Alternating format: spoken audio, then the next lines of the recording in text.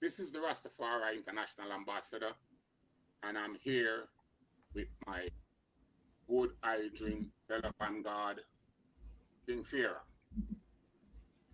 And we're about to do a live Rasta breeze.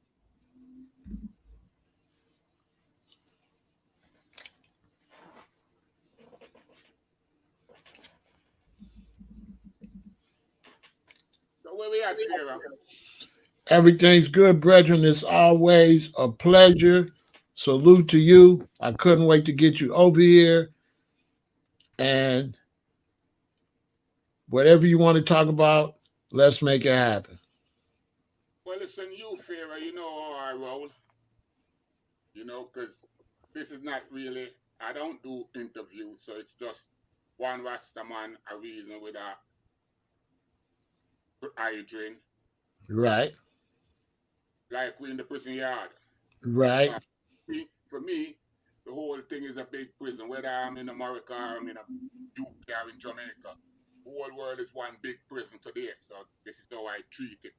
There's no fear because the struggle have changed now where everyone are in prison. There's nothing you can do today that big brother is.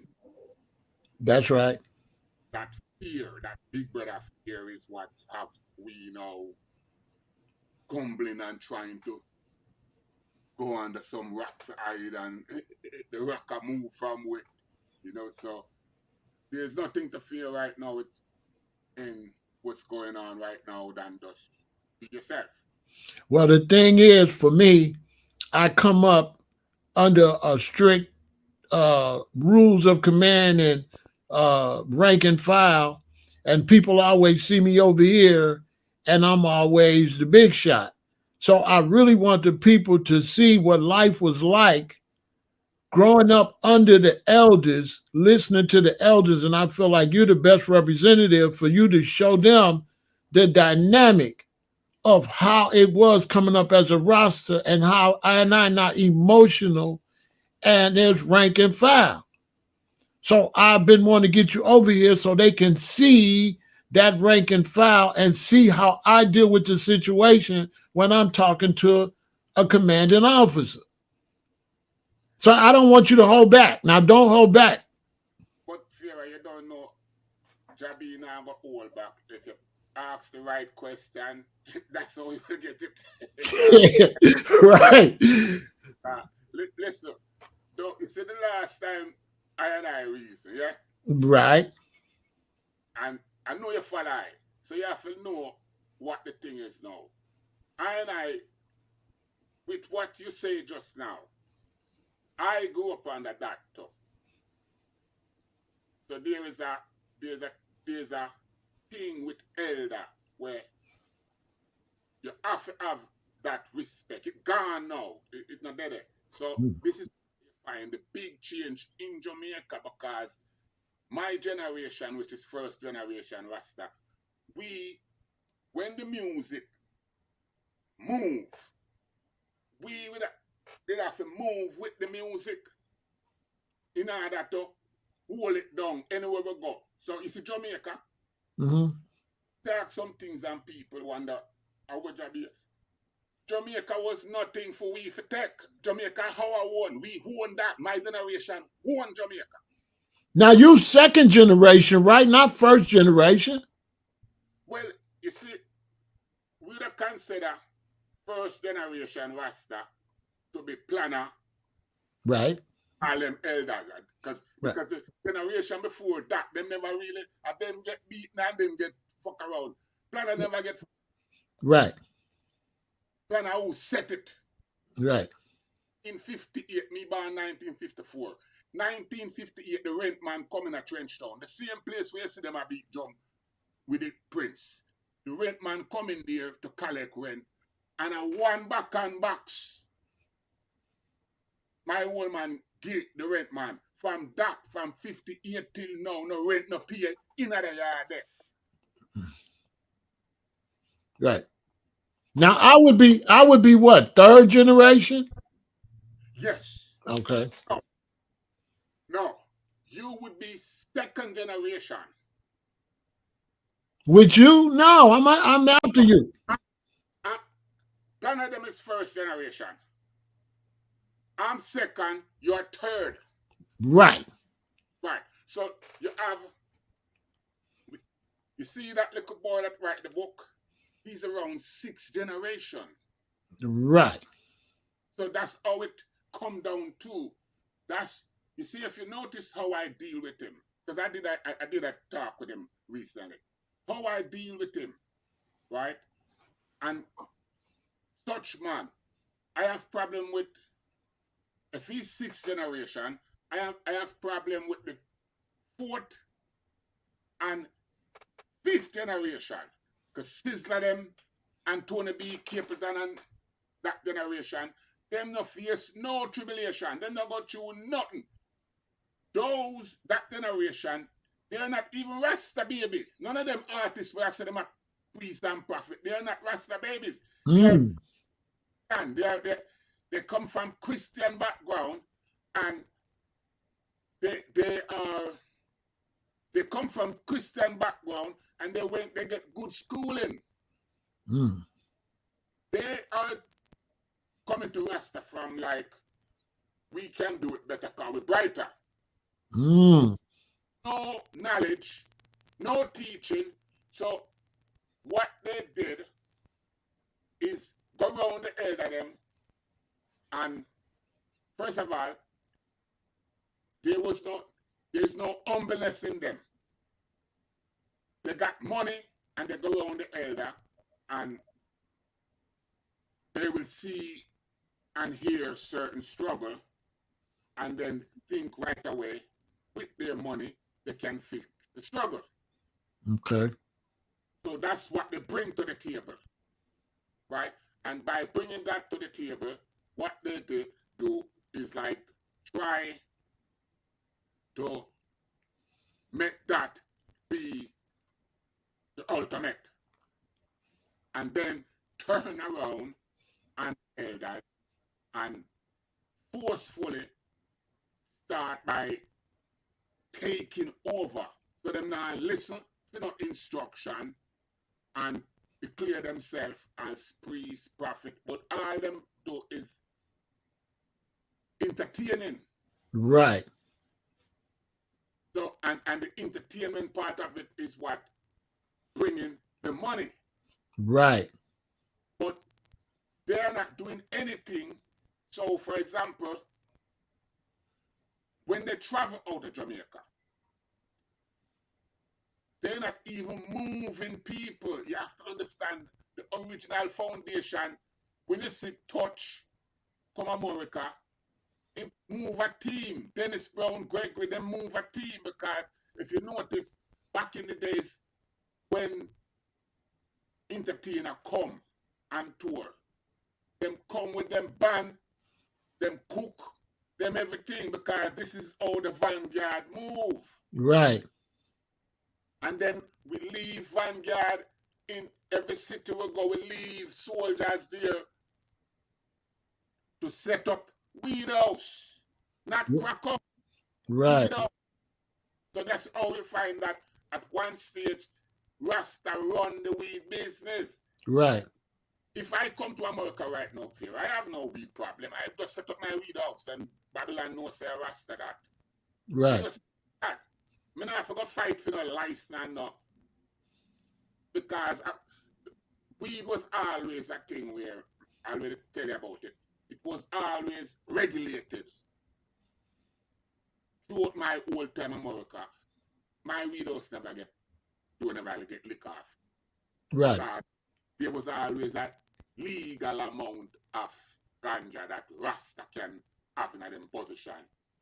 Okay. Now tell me something. What did I say wrong the other day? The reason you said I didn't want to come over here and get no smoke. Now, come on, give it to me. Tell me what I said wrong. What happened? Where did I make the wrong turn at? What I do? Let's keep it real. Right. The wrong turn come from the fact that I, the star, through coffee under the bus. Did you listen my piece? No, no, I didn't. I didn't. I don't know what's going on. I missed all that. All right. So listen what happened. I'm glad you never listened. So when you do your piece, so you have to understand, you was wrong. You was wrong because you come from an angle. You come from an angle that you have been wearing your locks before. I just want to get the suit and name proper. I don't want.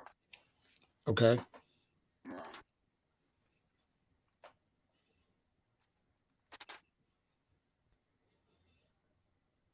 You have been wearing your Sankofa, yeah? Right. Sankofa, yeah. You have been wearing your locks from 1969, that's before Sankofa. 79, yeah, 79, right. From 79, that's before Sankofa banned. Sankofa is 32-year-old. Right. Yeah? So you become devastated because it's xenophobic in you come out, you know. You think so? Yeah, a lot of Rasta is xenophobic though. So what okay, explain that because I didn't know I was xenophobic. Yes. All of us is xenophobic. When me say Stankufa say first the youth position was the same position, so you could have said the youth is a student of mine because the youth have followed me for a long time, writing book, and I say you don't have to be dread to be Rasta, you don't have to do all these things. Right. Yeah? Right. Now, when I see the youth, and this is the same thing with you, when you see the youth, the first thing come to your attention like, what? This little clean face, but why? That's the first thing. That's xenophobic. Why? No, I tell you why. When you see Leonard Owen picture or Claudius Henry picture or Gadman picture, you don't go into a here reflection. You Right. Right. But they never said what he said. So No, it's one thing for him to not have his dreads and feel he a Rasta. My problem is when he makes that announcement. If we got fake people with dreadlocks, we have people with dreadlocks that pretend they Rasta and not. If he say you don't have to have dreads, now we're gonna have a bunch of bald heads pretending they Rasta too. But he didn't say that. That's where the trap was set. He didn't say that. Who said it? I Just Star? I Just Star. Let me tell you. Oh, you see, I Just Star. He's a fifth columnist. He don't have no locks, you know. Right. He just have a therapy head. He don't have no locks. Right. So if anything, he is not what him supposed to be. What happened with Ida Star? Ida Star meet the youth in Africa. Yeah? Right. And Ida Star and the youth write a book. He write several books on different things. A bright little boy. Right. So him see you as a Rasta man now. He don't know you, but him see you. So I'm glad to see you now. And you and him is a chat. And I'm tell you, say, I write a book, you know, on Rasta, you know. Right? Right. Show you the book and give you the book. So you engage him now. So I Just Star is who engage the youth with ulterior motive. Okay. And draw out all those negative points while I record, but it wasn't for publication. It was the camera is on. So the youth are freestyle and attack. Right. I the star now, and this is something that me and him talk about all the time, that him must stop do it. If you follow either star, in banner always mislead you that him a go talk about something different from when him end up a talk about. Okay. So him put up, him know what he was doing. Is for likes and following. Oh, okay. Right. But don't put yourself, because this is where me and Ida Star again catch up. I'm a Rasta man. Right. A Rasta man. So when we speak from the angle that we are defend Rasta. Right. From the angle that whether you're Bobo, can me kick up any guy, you know? Right. Any guy. Right. If a guy come wrong. Right. So Ida Star is not a Rasta like I and the I. Okay. Ida Star is pushing one aspect of Rasta, and that is the frock wearing thing. Right. The frock wearing thing is the least thing in a Rasta now, because what happened? Everything that Bongo Eddie, Prince Emmanuel did set, Right. they haven't set it. So if you see a picture of Bobo Hill right now, 3/4 are white people and some Brazilian and some different people up there now, I give them order. Okay. The problem with I and every other Rasta you ever know, I'm from Bakawal, Boswak. Right. No scholars no go a Boswak go interview nobody. Right. The only visitors that we ever have permanent recognition, we have Dr. Walter Rodney come grounded with, and we have Walkie Michael. Yeah? Right. Walkie Michael went to South Africa back in apartheid. Marry Miriam Makeba. You know which part them come honeymoon? Back a while. From one swamp to another swamp. From one ghetto to another ghetto. So at the time is the biggest ghetto in the world. Bakawal was the second biggest ghetto. Can you balance the Right. mindset? Right. Now, outside of that now, the geography of Jamaica, you have uptown and downtown. You have uptown start from Crossroad in Afro Tree. Scholars don't pass Crossroad to come down. The biggest market in Jamaica is the person that uptown people don't go there. They don't mingle. That's Bakawal. That market is in Bakawal. Right? So, all the information that you're getting on Rasta, so these are things again that you have to understand. Everything that you know today about Rasta is the LGBT problem. Bring it to your attention. Okay. Not okay. It's not okay, Pharaoh. Right. That's why we're in the position we're in now, because we were always being manipulated. Because every young man we talk to now, 3/4 of them never talk to no elder. Like it's like when you talk to Kojo. Right. At the Rasta we see today, never talk to no elder, never get no guidance from no elder.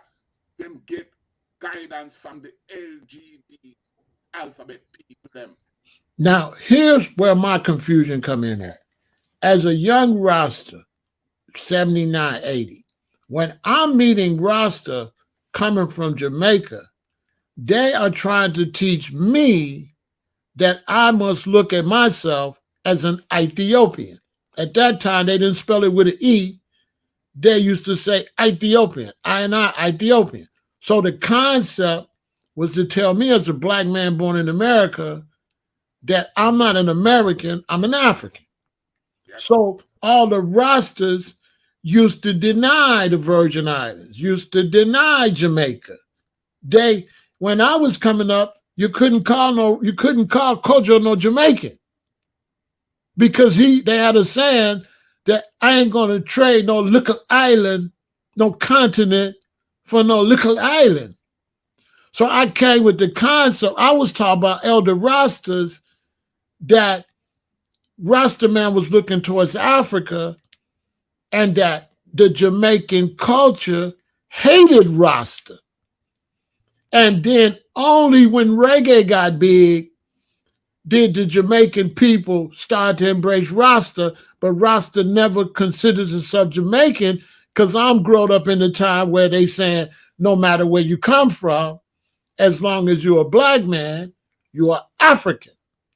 So this is why I went in on Jamaica, because after time go, I start seeing Rastas identifying as Jamaican. Well, that's disrespect to me because you came here and told me to say I'm an African. So now when I see you and you're a Jamaican, I should have just stayed in Chicago with. Right. Listen, all this come about now.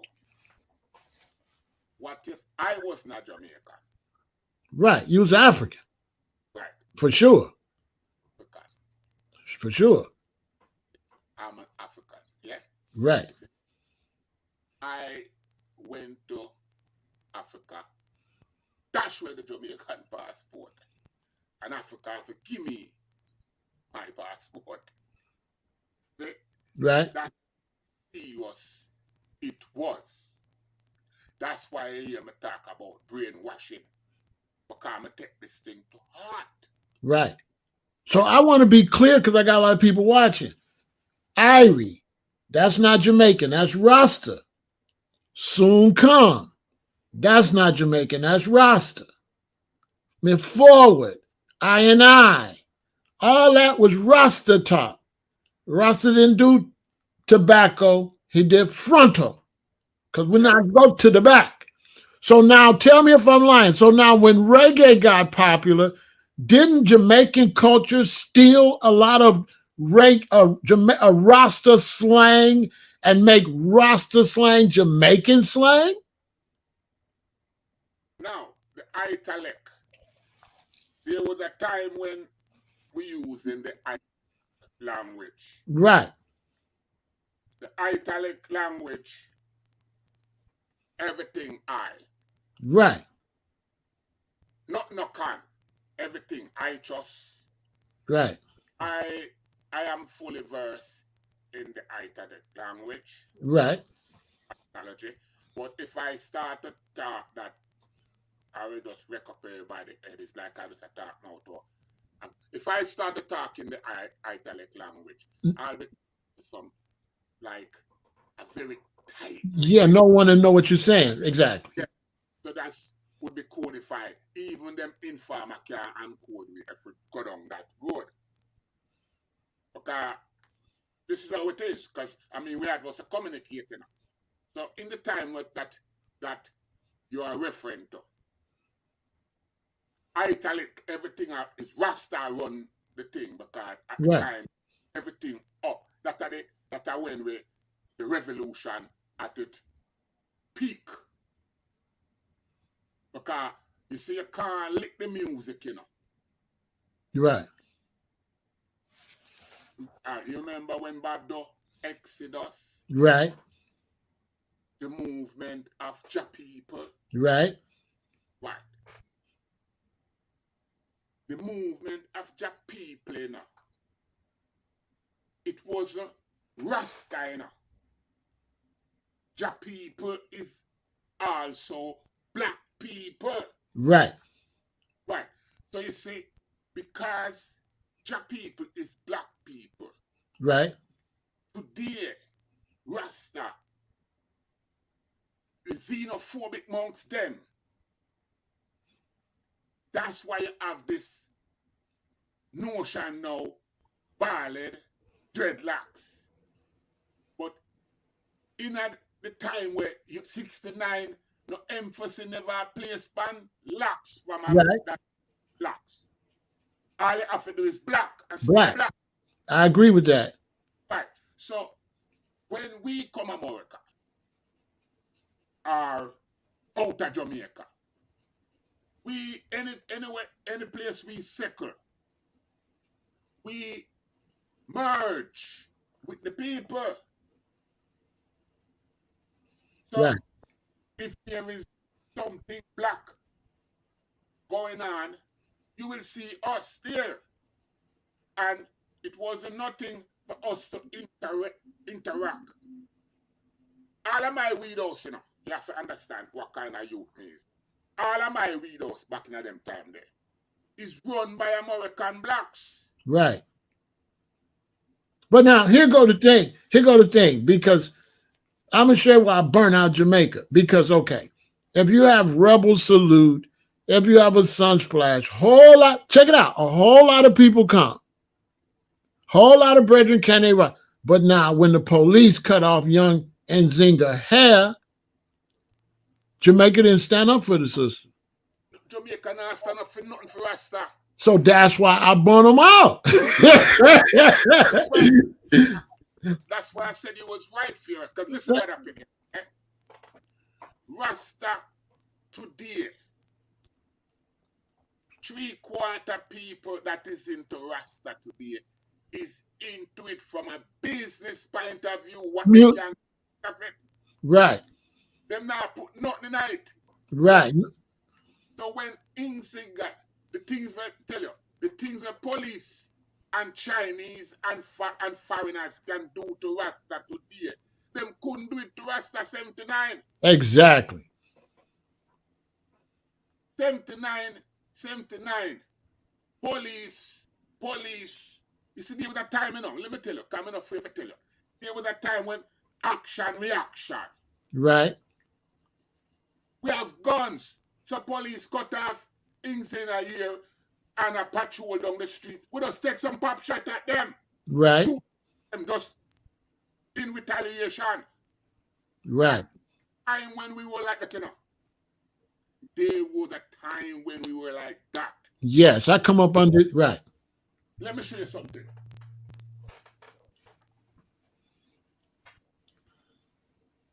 Let me show you something. 1 minute.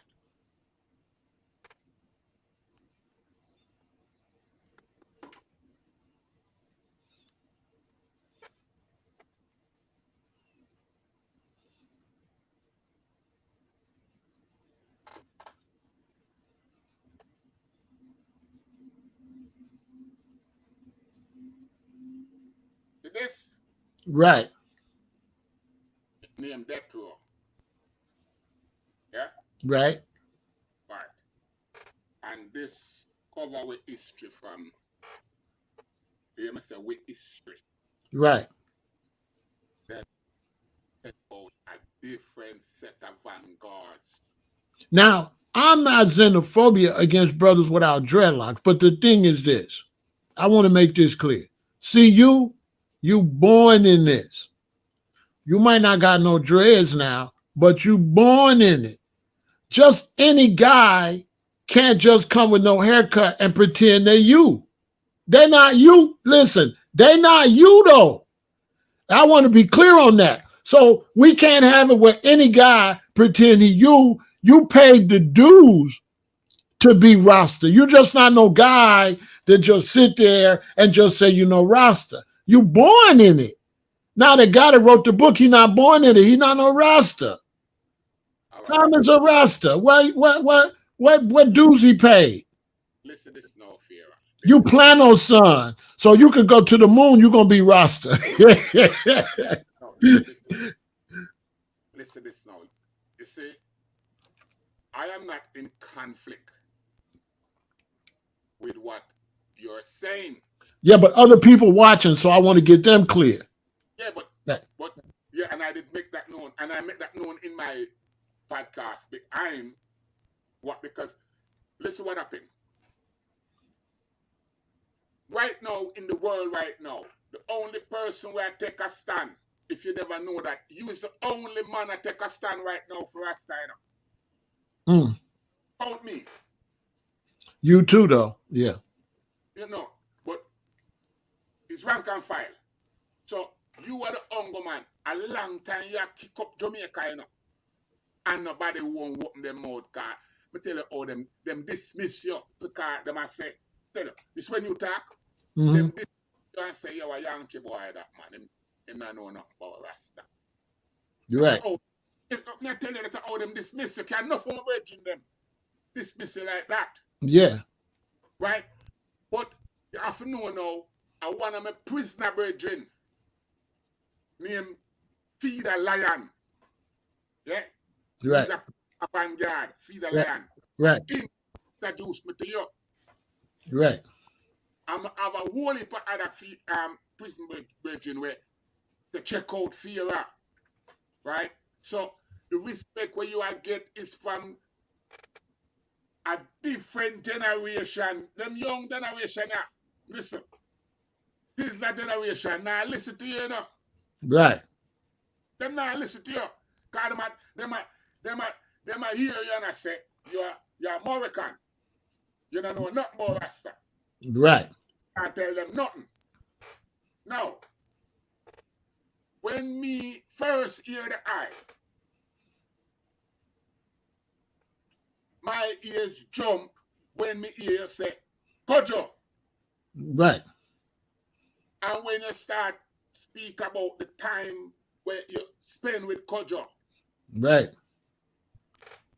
it tell me that he is one of I and I, because even if he was a normal Moroccan youth, the fact that you in a house with Kojo, because them time that we're not friendly. You better know it. None of we're not friendly. Right. So when we take a Moroccan youth, where him can come in a house, come in a house and sit in with it, because when him in a house and sit in with it, you grown into the fullness, because when I whisper around you. Yeah, I slept there. Yes. I lived there, yeah. Just worthy, because you will hear what you're supposed to hear, what the average man can't hear. You're one of our youth. Right. So you is a homeboy, just like I am a homeboy to certain American youth. Exactly. I'm a boy. So That's it's right. that boy spirit me have that connect me to you and that connect you to me. Right. I don't have that spirit. Right. They go dream about America. They never set foot in But America. see, here's the problem. When the brothers from Jamaica say, I don't know nothing about Rasta because I'm American, they don't make sense because Rasta is Ethiopian. Rasta ain't Jamaican. Listen, Rasta is after Rastafari. Rasta not named after no Jamaican. Yeah, So for all the Jamaicans that's watching me, y'all got it all messed up. Rasta wear red, gold, and green. Rasta don't wear no Jamaican flag. Jamaica don't got nothing to do with Rasta. Yeah, but listen this, Pharaoh. Rastafari is an Ethiopian word. Yes, but listen this. You see, you got no deep. But it's a fact. Yeah, but listen, but I'm not saying it's not a fact. Right.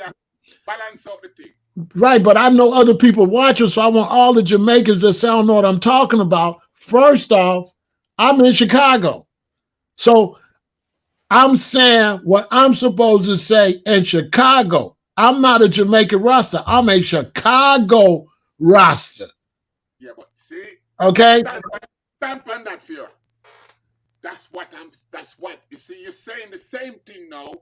What I'm saying, but right? You are put in a conflict because the Jamaican Rasta, he must stand on Jamaica and that Jamaica. Yeah, but here go the thing. I'm around enough man from Trinidad, and the Trinidadian Rasta don't like how Jamaican Rasta are going. Hold on. They got to hear this. The Trinidadian Idrin don't like how the Jamaican Rasta try to act like they stand up on the thing and they run something from Rasta, because the brother from Trinidad is just as much Rasta as the brother from Jamaica, a brother from the Virgin Islands. Shout out to the VI posse. St. Croix, St. Lucia, Virgin Island. They just went Rasta. So Rasta, Jamaica don't run nothing. Rasta is African. Rastafari is African. It ain't got nothing to do with Jamaica. Now, Pharaoh, I just fire a whole heap of shot pan and kick with my little friends. Tell you that now. Okay, give it to me. Let's go. Listen to this, Pharaoh. You see, you ready for the war? Yeah, let's go. All right. Yeah? This is where the problems start. Right. Everything start down there, so. And we say Rastafari, not Rastafari say we. Right. But you came up here and didn't tell me that.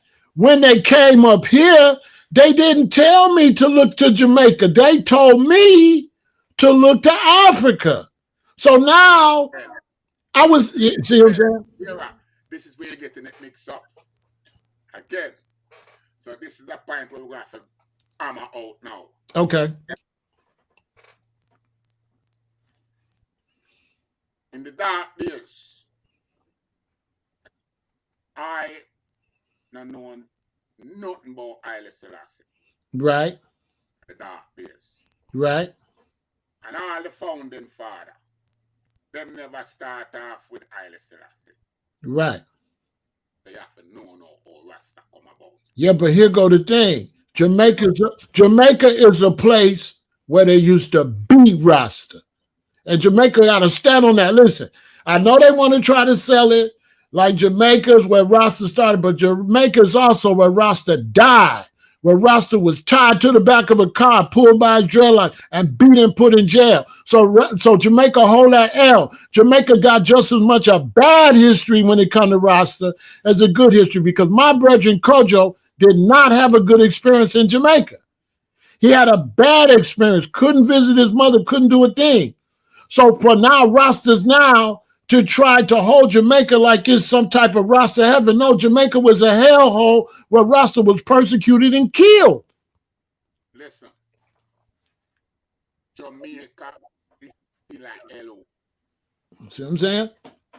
Jamaica is still a hellhole. So how a man gonna say I'm a Yankee and I don't know Rasta when in Jamaica Rasta died? Here, we are reasoning. Right. You not hear no man say that. You hear I tell you that. Right. Right. Because I keep it real. Right. Yeah. So you not hear no man now gonna tell you that. A man just now gonna even listen to you. Right. Simple. Now, the difference, you hear me say the difference. You right. have I listen to you, my generation, I listen to you. Right. Right. My generation listen to you from the angle that we know truth when we hear truth. Right. So when you speak, I pay foxy I spit out because, for lacking a better word, my generation, yeah? Mm-hmm. We hang it up. And you will keep it alive, you know? If Rasta is going around the world saying that all black people's African, which one is it? Am I African or am I Yankee? Stand on your square to all the Rastas that say I'm a Yankee is a fraud. Because Rasta supposedly represents the black diaspora and every black person is supposed to be an African. So you can't play it two ways. So all you brothers that don't listen to me. Are you just listening selectively, Pharaoh? Huh? Are you just listening selectively? No, but I'm talking to the audience because I know, so I'm not, you know. Okay, because you see what happened, yeah? Mm-hmm. Second generation Rasta don't have no problem with you, Pharaoh. I know. Because what you're teaching is what we teach you. Basically. Basically. What you are teaching, Pharaoh, is what we teach the world. That's right. So that's why we have no problem with what any man say when them keeping it real. We have problem, so that speak for my generation now. We have Right. problem, Right. people now want to rewrite the history. I got you. That's why a lot of people now have problem with the things them I'm saying. Right. I know. Because them never privileged to these information. Right. When me I let out now. Right. Right? So that's why I hear me say, my generation Jamaican now will say, everybody knows say, true Bonnie are talking about, but you should not tell them. Right. And Yeah. my thing is that because we not tell the world what them feel know, this is what doing the damage. Because third, fourth, fifth, and sixth generation now coming and rewriting their history and rubbing out what the original foundation struggle was all about. Right. So today, you know, have the militant Rasta again.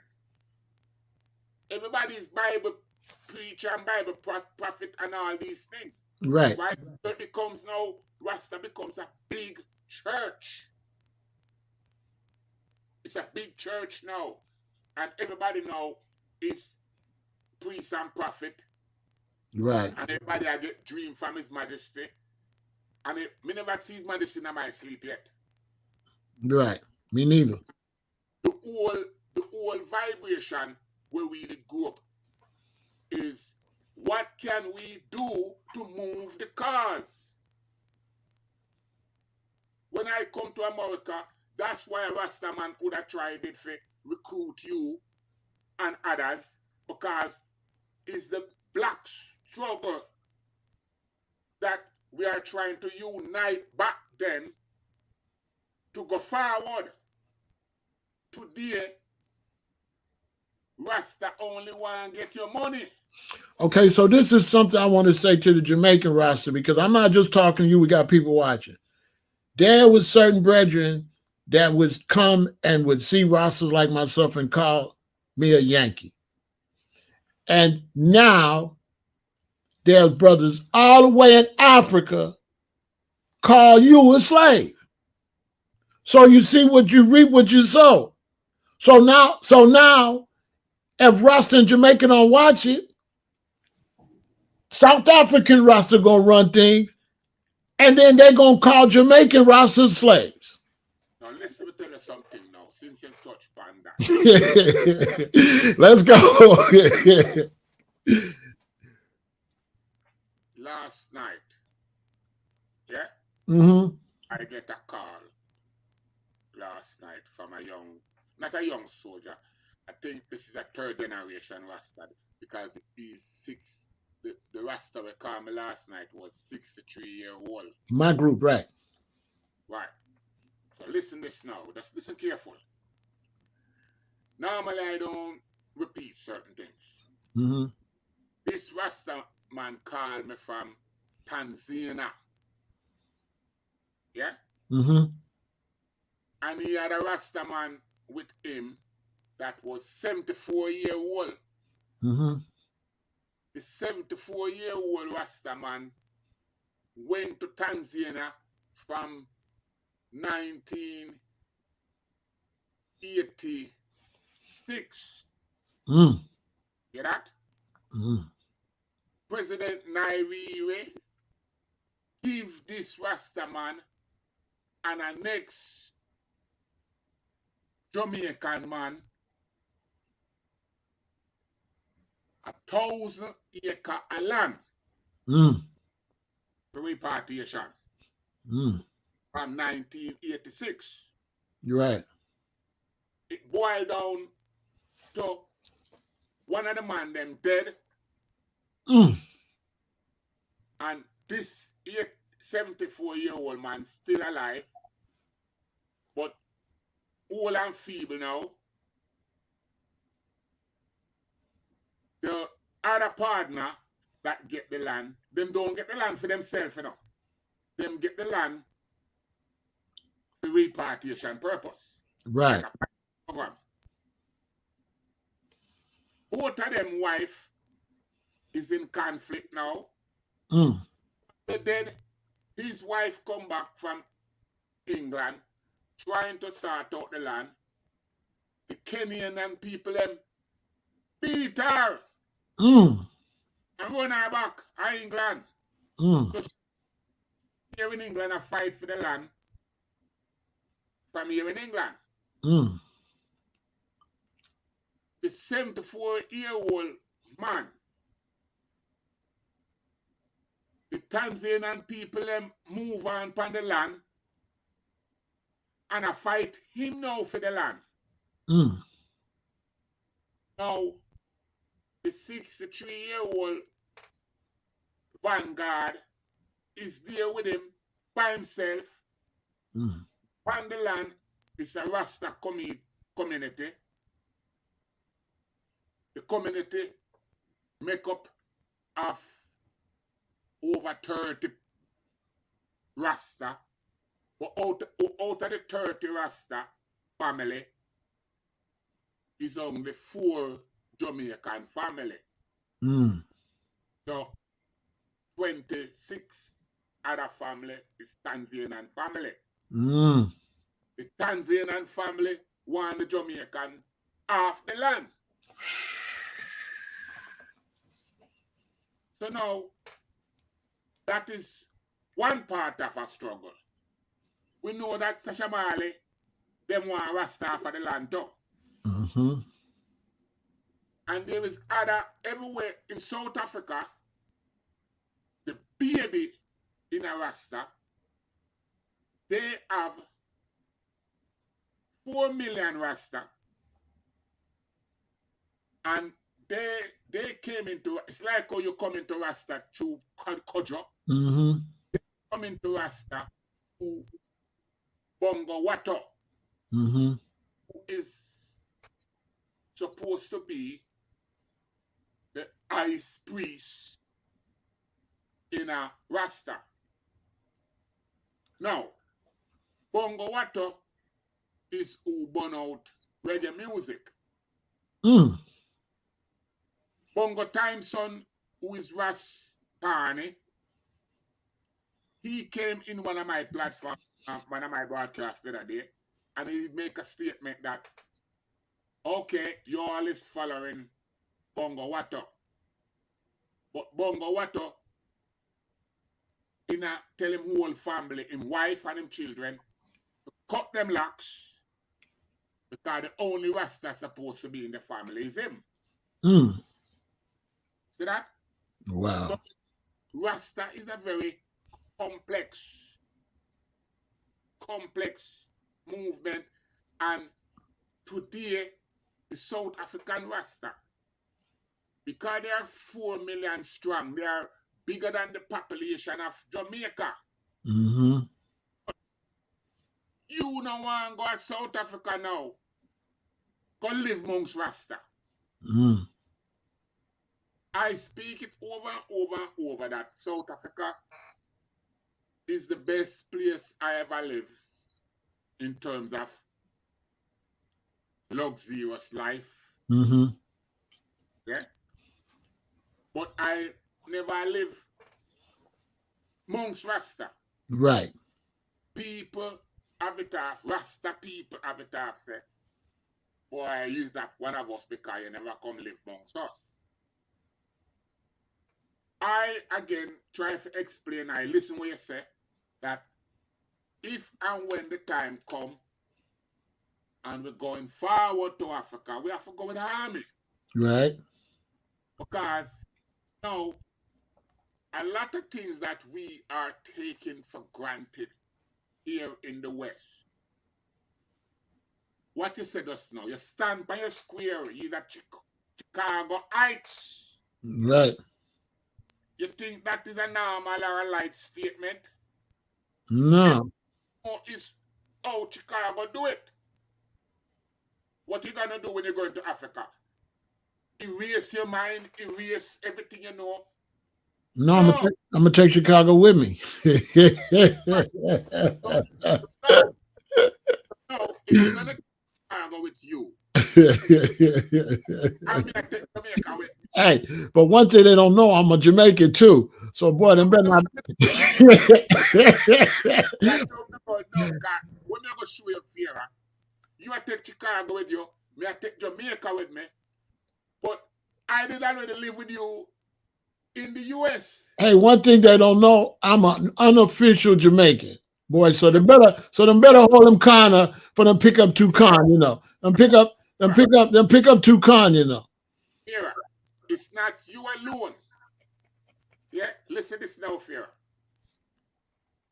Jamaica, Trinidad, Barbados, St. Kitts, Montserrat, all these places are in the Americas.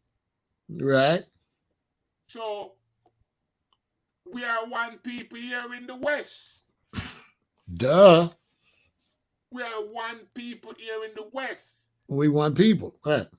If tomorrow we have to go, all you have to do, find a part of Africa and put we there so, and we will survive all together Yes. under the same culture. Yes. No problem. The problem gonna be is the African them because culture versus culture. Mm. But if you're going as a normal man right now, that you face, you know, Mm. you have to go deal with that. And that is what everybody will go in there and see it, come back and try to water it down and polish it and mislead other people say Africa sweet. Africa don't nice. Right. So you can't be yourself. So it's nice. Oh, me for go Africa and everything we did ever know. Right. You have to drop that in order. When me come America, me never have to drop nothing for it. Me just find a corner and fly away the house. And you're good. I'm a good. Later on, house party I keep and me feel like me want to come to your house party. I come to your house party. I'm a good. Right. This is how we learn from each other. Right. Now, if you go to Africa, what you will see, because of our mindset, Mm. we will see and we will create opportunity that the average African man will not see in his country because of other reasons. Right. So you will start flourish because look on you, Pharaoh. You're that sound producer. Just imagine if you go anywhere in Africa right now and drop shop. Mm. Right away your studio kick off. Right. Because so much raw talent that come to you now that it's like you know have hand. Right. Right. So you will be successful.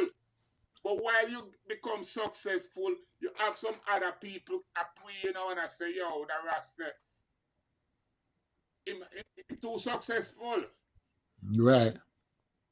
And bad mindset and them want to come burn down your studio. Right. Or them want to come push up on you, tax you. Right. Or you not make no guy tax you. You have to go talk with to this. Right. You see? So Right. that's what is now, or you forget security. Right. Who say, them people that can't come too close to you. Right. So a lot of people, because you have this brethren when I follow, go black to Africa. Yeah? Mm-hmm. I listen program all the while, and some basic things where we take for granted. You see, the things them that you as a vegan right now, a feed pan, you think if you're going to Africa, you can afford to live on these things. No, I'd have to grow it myself. Yeah. See? So we can't just to go to Africa, it takes a lot of spending. You have to have that. And you cannot, the have cannot live amongst the have not. It just not gonna work. Right. And you can't go in with your heart by your shoulder. Because people will just take you for a ride. Now, you know, the reason I had been complaining is because coming up as a young Rasta, it seems to me like people waited until a lot of the vanguard is gone and now they talking crazy. Because you know yourself, certain things people saying, they not be able to say that in the 80s. It would have been problems. So now I'm seeing like the guy that wrote the book, like they would have burned him out. Like I ain't trying to, I don't know. I'm still stuck in the past, like in the 80s. But you're not in the past. Listen now. Let me put a correction on what you're saying. You're not wrong for what you're saying. Don't ever think. Don't it seem like that? Don't it seem like everybody's now getting kind of, you know, so certain things I never say because I'm staying true to the way I was bought into it. So certain things I just don't say because you're not wrong. And I'm here to tell you you're not wrong. Now, that youth would never even think to write that book in the first place. In, say, 40 years ago. He would never. Right. Because the activity that was taking place was too hot. The fear that we had to cross in certain line. Because one, him write a book like that, somebody would have think like,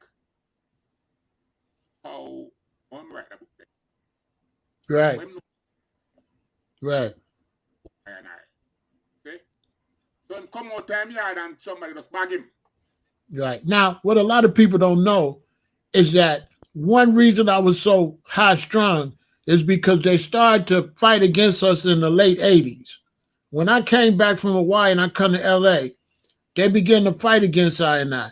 They started to push world beat. They started to play all this African music on the reggae show. They started trying to figure out how Europeans could be Rasta. They started dropping songs, you don't have to be Jet to be Rasta. I always hated that song because that's true, but why make a song about it? Because now you're encouraging phonies. So you're basically saying anybody now can just say them anything. Listen what all the problem come about now, Pharaoh. I had talked to a young Rast the other day, and the Rast tell me say, Rastafari bigger than Jamaica. See that? Right. What are you talking about? Right. Rastafari bigger than Jamaica. Jamaica built it, it's bigger than Jamaica. Right. So I say, Rastafari left Jamaica. I say, yes, it left Jamaica, but it has to come back to Jamaica. It can't leave and then come back, I tell you. Give it the order and direction. And no. See, that don't make sense because Rastafari is global. No, so how you gonna be global and leave somewhere? Global, no fear. You have to check yourself on that, man. You're talking about global. Look what you're saying. Rastafari is black. Right, but I mean black globally. The black people globally. No, but listen, when you say global, if you don't put the black in, yeah, I gotta put the black in there. I got you. Yeah, because that's why it becomes so confusing because everybody has to them a Rasta now. Right, right. I mean black. Yeah, I gotta say black. Right, you're right. Yeah, listen, Rastafari is black. Right. Yeah. Right. And that's when you see, you hear the conflict. You hear the conflict now. Rastafari is black. Right. So I say that's why I would have endorse the youth. Because he's a black youth. Right. That's why I endorse him. He's a black youth. No, if he was a white youth, Mother up in arms like you. Yeah. Right. Without going out from a whole heap of different angle, but as a black youth. No. This black youth, yeah, was Mm-hmm. just like Sizzla, was just like Anthony B, was just like Luton Fire, was just like Luciana, it was just like any other black youth. The only difference between him and them, all of them other black youth, I just call it quiet, them never start out dreading up. I Right. grew them more into dreading up. Right. Yeah, we can show you a picture right now. Ah, ah, ah. Ah, ah, ah, ah. Them name Juna Reed. Right. Every time Juna Reed see him embarrassed. Juna Reed head baller than mine and him face cleaner than the youth face. Right. In my kitchen. We have to know. I don't know what these little boys is doing to themselves. Look at Sizzla, Capleton, Luciana, Juna Reed. The whole of them look like whole man. Them a little boy. Mm. You don't realize that little boy, the whole of them. Right. Yeah, but I don't know what they do to themselves. Why them look how them look. So, oh, right. Yeah, them little boy, them, Sizzla born 1976. I just started by 1978, and little boys, them. And make themselves, Lego themselves. Mm.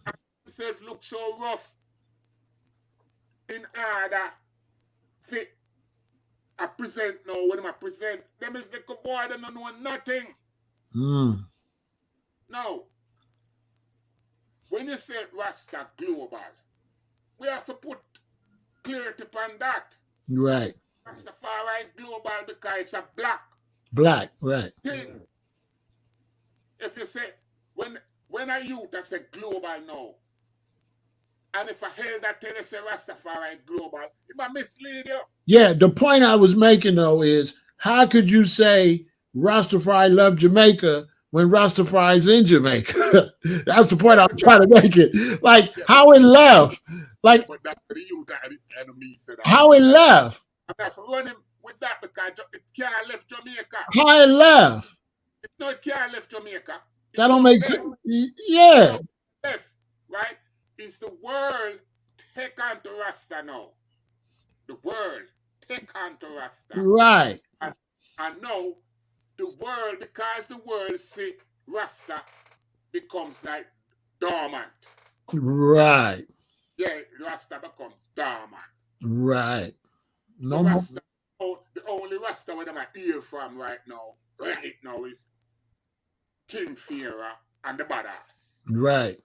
Then now so you get mad when you see I just start do him do, and it's like he won't get away with it. It's like he was trying to make excuses for the fact he ain't got no locks. Yeah. But he was wearing that big head wrap, and Yeah. and then he got it wrapped. And I didn't want to disrespect him because he did my show, but I was like, dang, I just thought, you know, the whole time I thought you had dreads under there. Right. What we doing? Listen, it's like Ibalo, the whole of them because young boy are fraud. The whole of them is fraud. But we don't want, it's either style thing can't hide. And it's not my position here for come here and rinse out them individuals. Right. They are not bothering me. Why you think Ida Star is in this problem? Right. Because he is trying to undermine my work. First, he must say no bad man carrying a Rasta, no gunman carrying a Rasta, no this guy. And him is saying all of this. Somebody said he had locks, but he had an illness. I understand that. He might have had an illness, but when you got the big, that's somebody in the chat, when you got the big thing wrapped on your head, like my locks could fall out, but I'm not going to wrap no thing on my head. I'm just going to put on the cap and... Vera, my locks no fall off, you know. In a Yeah. shoot. Right. Right. So when me shoot you, it's a bald man shoot you. Right. If me have on locks and shoot, is Rasta shoot you? Yeah, but see, you don't count because you was born in it. So Right. once you born in it, like how you if you're born a Rasta, a baby Rasta, you can't unrasta. How you gonna unrasta when you was born in Right. So now it? you have people now, you see, you have that knowledge. But on the Asian Council platform, I have a million Rasta tell myself about go back my locks before I can come talk to them. Nah, You see? they So talking crazy. oh, so them now look and say you have man for different works. The works where me can't carry out right now, it's not for you. It's not for the priest. It's not for the prophet. Since we Right, have all these people. right, So now what a lot of people not relating to Rasta as a physical, real movement with right, different component to it. right, So, Pharaoh, the point of this little youth now, I'm in this country from 1976, going back and forth all over the world and base here, yeah? There is a lot of elder before me, and there's a lot of elder that have children. This youth, he's not from a Rasta family. right, But to me, he, the aspiration that I have for him, is the same way how you feel about Obama right, as one of your people. right. This is how I have to relate to this youth. I have to make some real youth now and real people. I understand, but Obama, if he says a Rasta, I'll burn him. What? If Obama said he was a Rasta, I'd burn him. Hey, if Obama cool long as he's Obama, but if he try to say a Rasta, I'll burn him out. So listen this now. So you tell me now, say, and Obama, listen, me no, make what that. You tell me now, say, if Obama daughter, one and daughter, Right, end up with a Rasta, end up with my son then. right, My son. right, And my son a Rasta, you know. right, Right. And Obama daughter end up with one of my son. right, Right? And she end up have a baby for my son. right, And the next thing you see her, she start go her locks. right, And she start tell the world, say, yeah, me a Rasta. right. Right? What you expect Obama to do? Run her away? No, he can embrace her, but he ain't no Rasta. His daughter is. No. But me not finish it. Okay. So him now run with him daughter. Right. Right. And him daughter end up converting. Because him love her that much. Right. Yeah, because that happened to him now. Right. To the point now where him start talk favorable. Right. Then Michelle start feel the vibes now. Right. So the link now, the Rasta disease spread now upon the Obama. Right. At some stage, them declare, say them a Rasta. Where I go say, them a Rasta? Yeah. It depends on it depends. If they say they're a Rasta, that's fine. But if they start promoting a certain type of thing, that's what the problem is. So I don't got no problem with the youth being a Rasta. I got a problem with him out there opening up the door for just anybody now with a haircut can just start saying they're a Rasta, because that's what he gonna do. He gonna open up because we already got. We already got, and then. But listen, this now, fear. Be real now and Mhm. practical. Michelle is a lawyer. Right. Obama is also a lawyer too, you know. Right. Right. So you are tell me now say if them two people start embrace Rasta, them are gonna let go all them other knowledge. No, but here go the thing. The brother, the reason I have a problem with the brother, because when he write the book, it's not that he just claim he a Rasta, but when he start to point out Leonard Howell and start to make all these excuses and highlight No, no, everybody. stop right there. So man, no make no excuse, Pharaoh. Him no make no excuse. What you know about Leonard Howell? Let's start now serious. Tell us what you know about Leonard. Leonard Howell is a bald man. Exactly. So when I see this brother, No make no excuse. He must show you say him is a Rasta just like Leonard Howell. And that he must show you. You can't take that from him. And that the man say, you know, him say my Leonard out, him a Rasta like uh, Bedwood, Howell. okay, but let's put the whole thing together. So if I see him, he got a book, and he's saying he a Rasta. Forget him book. Him say my Hold on, Rasta. hold on. He say him a Rasta. Yeah. Then all of a sudden I find out I just star ain't got no locks and he was faking with a big thing.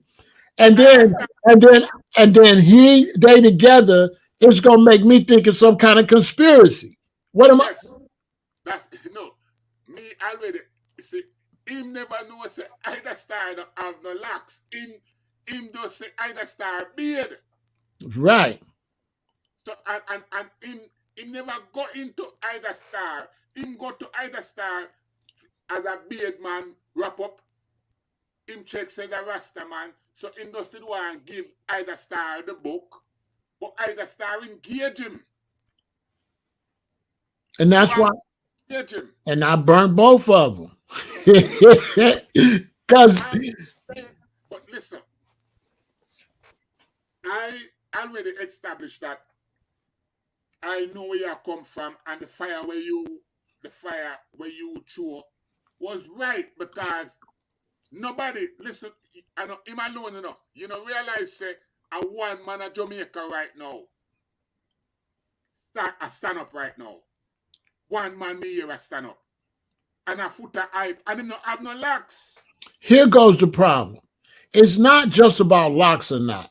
It's about overlooking all the brothers and sisters in Jamaica that was beat because of it. And so I feel like they belittle what the suffering that people suffer. They play it off. I'm hearing in Jamaica they saying long. I bring that to the table. Him never do that. Yeah, but they saying when you put it all together, people use the word like long hair boy, long hair this. And but the thing is, we must never forget the suffering. Because like I said, I came up under Kojo and he suffered. Hey, listen this. Listen this. We can't personalize the suffering. But you can't talk about locks like it's just a hairstyle.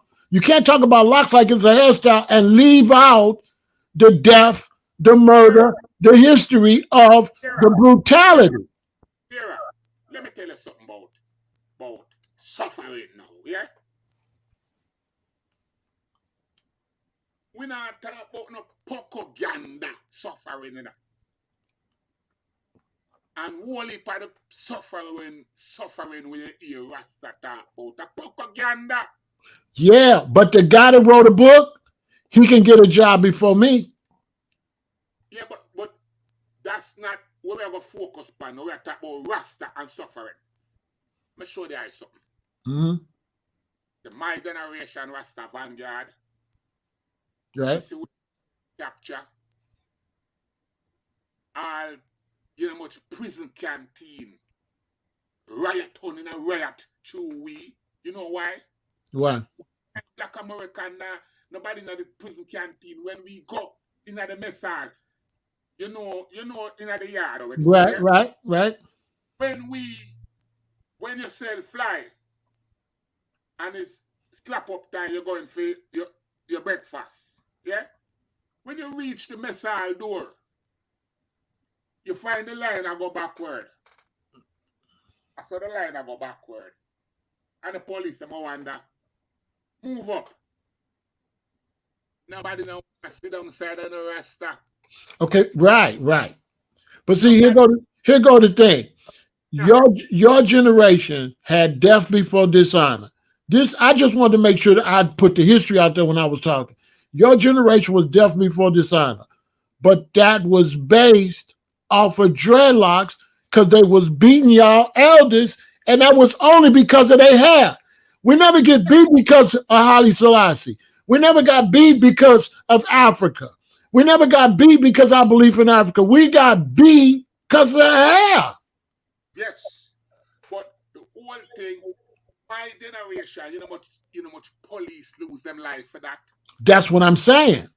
So now I know people, one way thing, I know one way like we just get abused. so they can't just, No, a historian can't leave that part out the story when they talk about locks.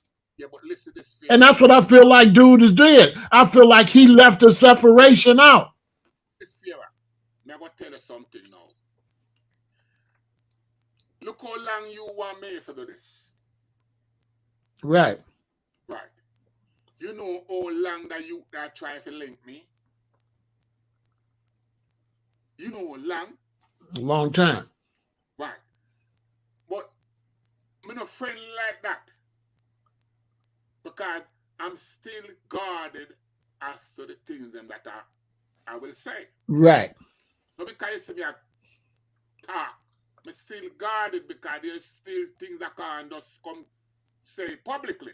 Right. The youth send me a voice message and the youth state how long he's trying to contact me, how long he might follow me too. Right. Now, you don't hear this. Ida Star hear this. That's why I'm going to Ida Star. Right. When the youth say, well, I'm right already, and when I'm right, but he's willing to update it as him get clarification. To me, this is a good thing. What you would like right now, I have already invited him that I will let my archive be open to him, and then I'm thinking about it. I said, do I really want to share this archive with anyone? Because you see the archive, Right. at one stage I did hold the archive as a dear thing. Right. But I put on a fine scoop and go look back at the archive. And I go put the spotlight on Rex Ford, AJ Smith, Annie Palm,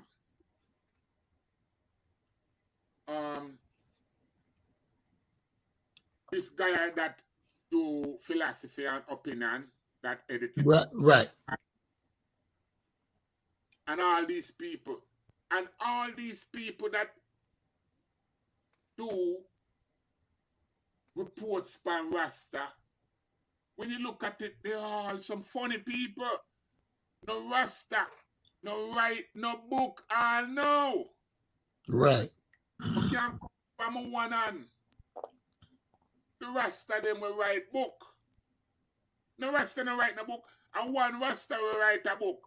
When me know personally. And it's their bones. You see, one reason I'm so passionate, a lot of people gotta know this. As a young Rasta, when I'm in Compton and I go live with Kojo, and people don't understand that when you're around another black brother and you got your locks and everything, and he tell you personally the violence, that affects you. You know, that cut deep.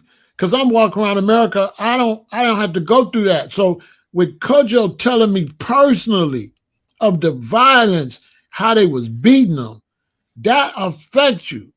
So I wouldn't be right if I didn't make sure I kept what he taught me and let them know the sincerity. Now, just don't say locks, because my brethren was killed, could have got killed for that. So they just, to me, they kind of just brushing it off like just a hairstyle. That's what get me upset. They're not dealing with the the people that sisters and brothers was killed for that. So let's not just brush it off like just locks. It's more serious than that. But listen, this now, Pharaoh. My first son that born in this country, I think he's 46 years old this year. Right, Right. My first daughter, she's 45 years old. And is 8 of them that born in this country. The baby is 13. right, Right. Now, so my first two child old and this young man. Now, my children, them, they take me for granted, Pharaoh. Understand? Badass, dad. right. That's right. They born. Them a Rasta baby. Right, But them not think upon the level say there's a legacy where them come up in now.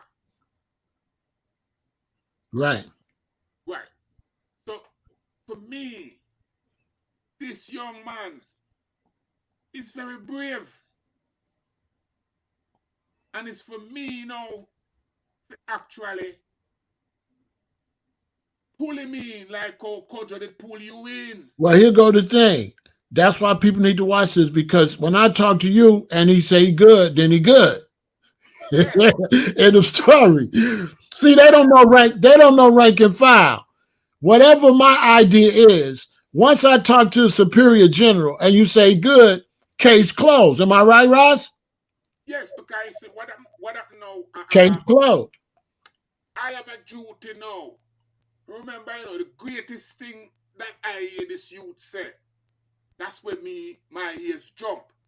Right. Him, I tell the world, say, him a Rasta. How he becomes a Rasta? And me, to make him in a Rasta, and he make himself in a Rasta. Yeah, but compared to what what you went through as a kid, he's an easy roster.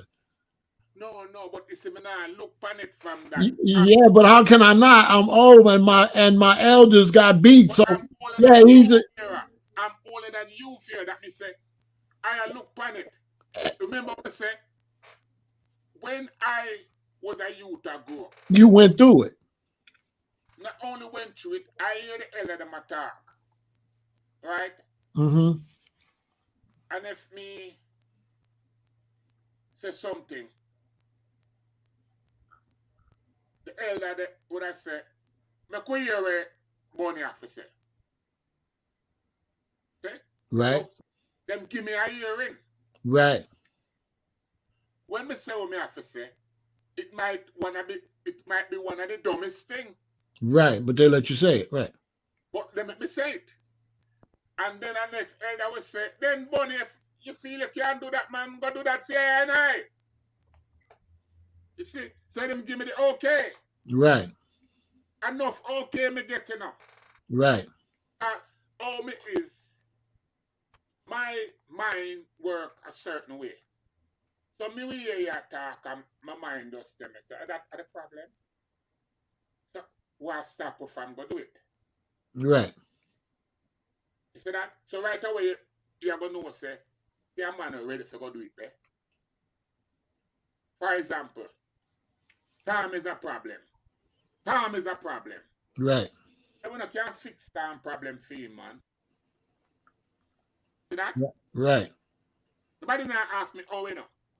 But me just say me can't fix that problem. Right. See that? I got you, Ross. And them say, go fix it. And it get fixed. I got you. So we don't have no problem with time again. So the youth say my Rasta. And me hear how the youth articulate. And that me hear, you know, how Right. him say it and how articulate him is. And I say, wait, no man, the youth are good man. The youth are ready for some work. Right. But Now, Him can't work without him have elders now. Him need for we need for harness him in, bring him in, and put him back out to serve. Okay. I would like to know, say, that you one day become somebody, a senator or a councillor,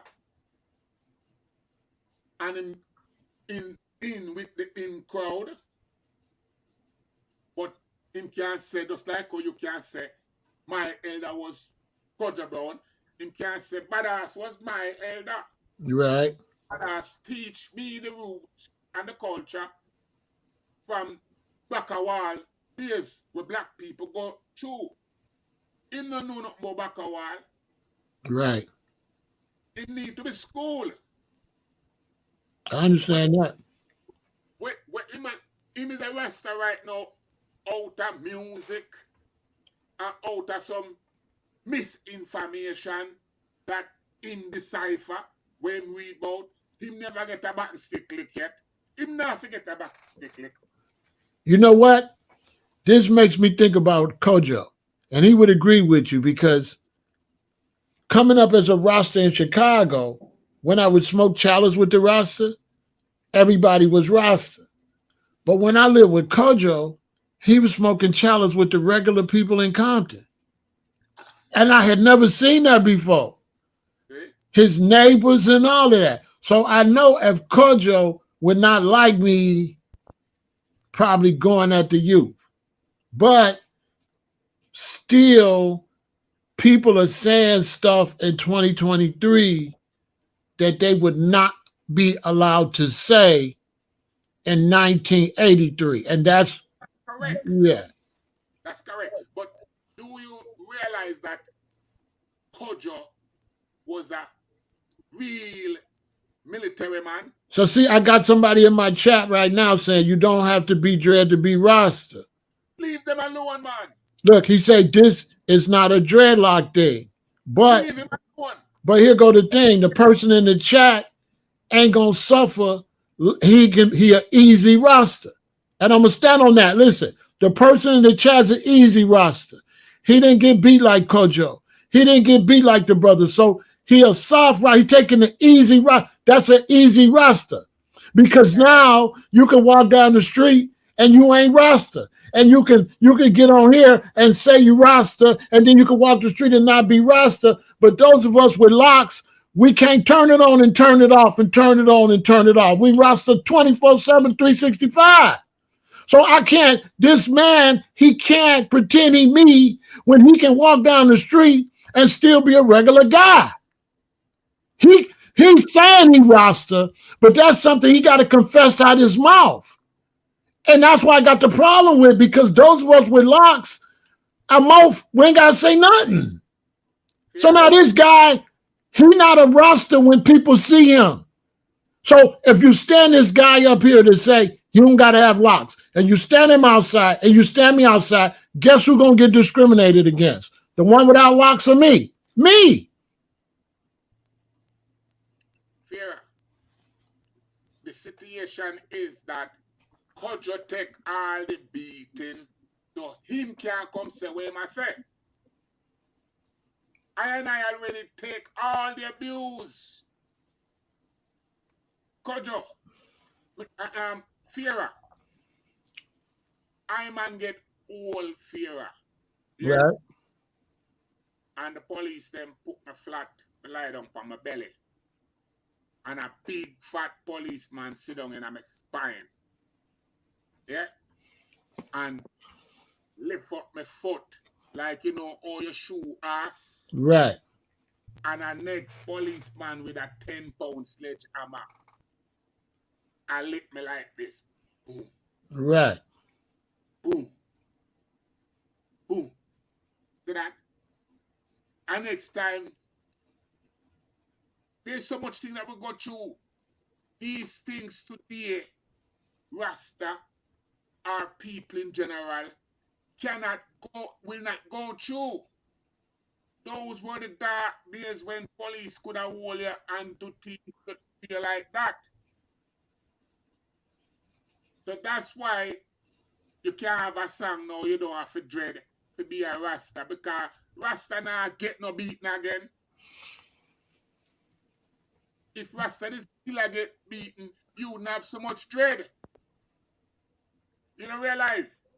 Yeah, but I get beat because I can't get no job. And this guy that's saying he could get a job.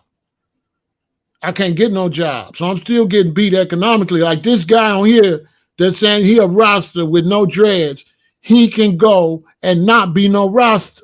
I know what I'm saying. He could be a Rasta when he want to be a Rasta.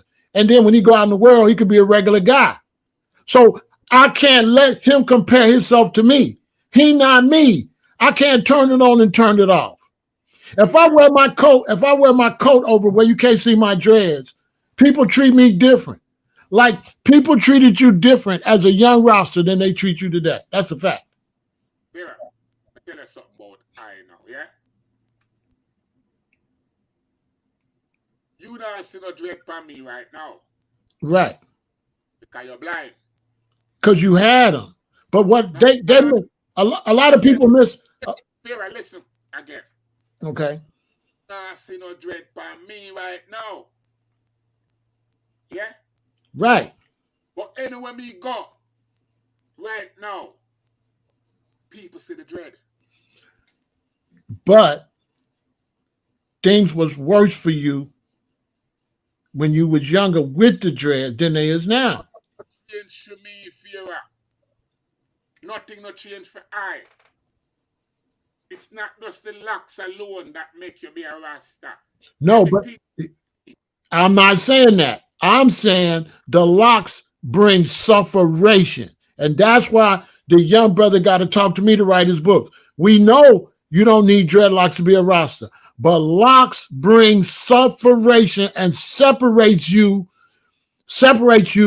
in the white man's system. It identifies you as a radical before you open your mouth. When you grow this hair on your head, and soon as I come outside, I'm identified right off the top. If I cut my hair, I can sneak all through here. If I cut my locks right now, I could be a different person. But that's you, Pharaoh. I'm telling you now that the tribulation that me bear, yeah, I'm still bearing it right now without locks. The discrimination that I would have bear with locks, not having no locks, me still a bear it. Because you get the black discrimination. Huh? You get discrimination for being black. Right. But I get discrimination for being black and having that. I get both of them. Get a double whammy. I get the double. You know, so it's not that I'm not saying that you can't say you're a Rasta. I just don't like the way people underplaying the sufferation of locks. They're playing locks like it's just a hairstyle, but locks is a war. That's why I got a problem at. Locks can be a war. Locks is definitely a war in the white man world. And in Chicago, a white man, y'all listen, in Chicago, a white man must keep his hair above the ear. A white man cannot grow his hair long. In a job market in Chicago, if you want to work for a bank, you want to work in some of these big companies, they have a dress code for even a white man. So that's why when you see these white dudes with this long hair, they have to go work for themselves. They won't let them in the system. That's a fact. A white man can't even be in the system with long hair. Show me any commercial of a white successful businessman with long hair. You'll never see it.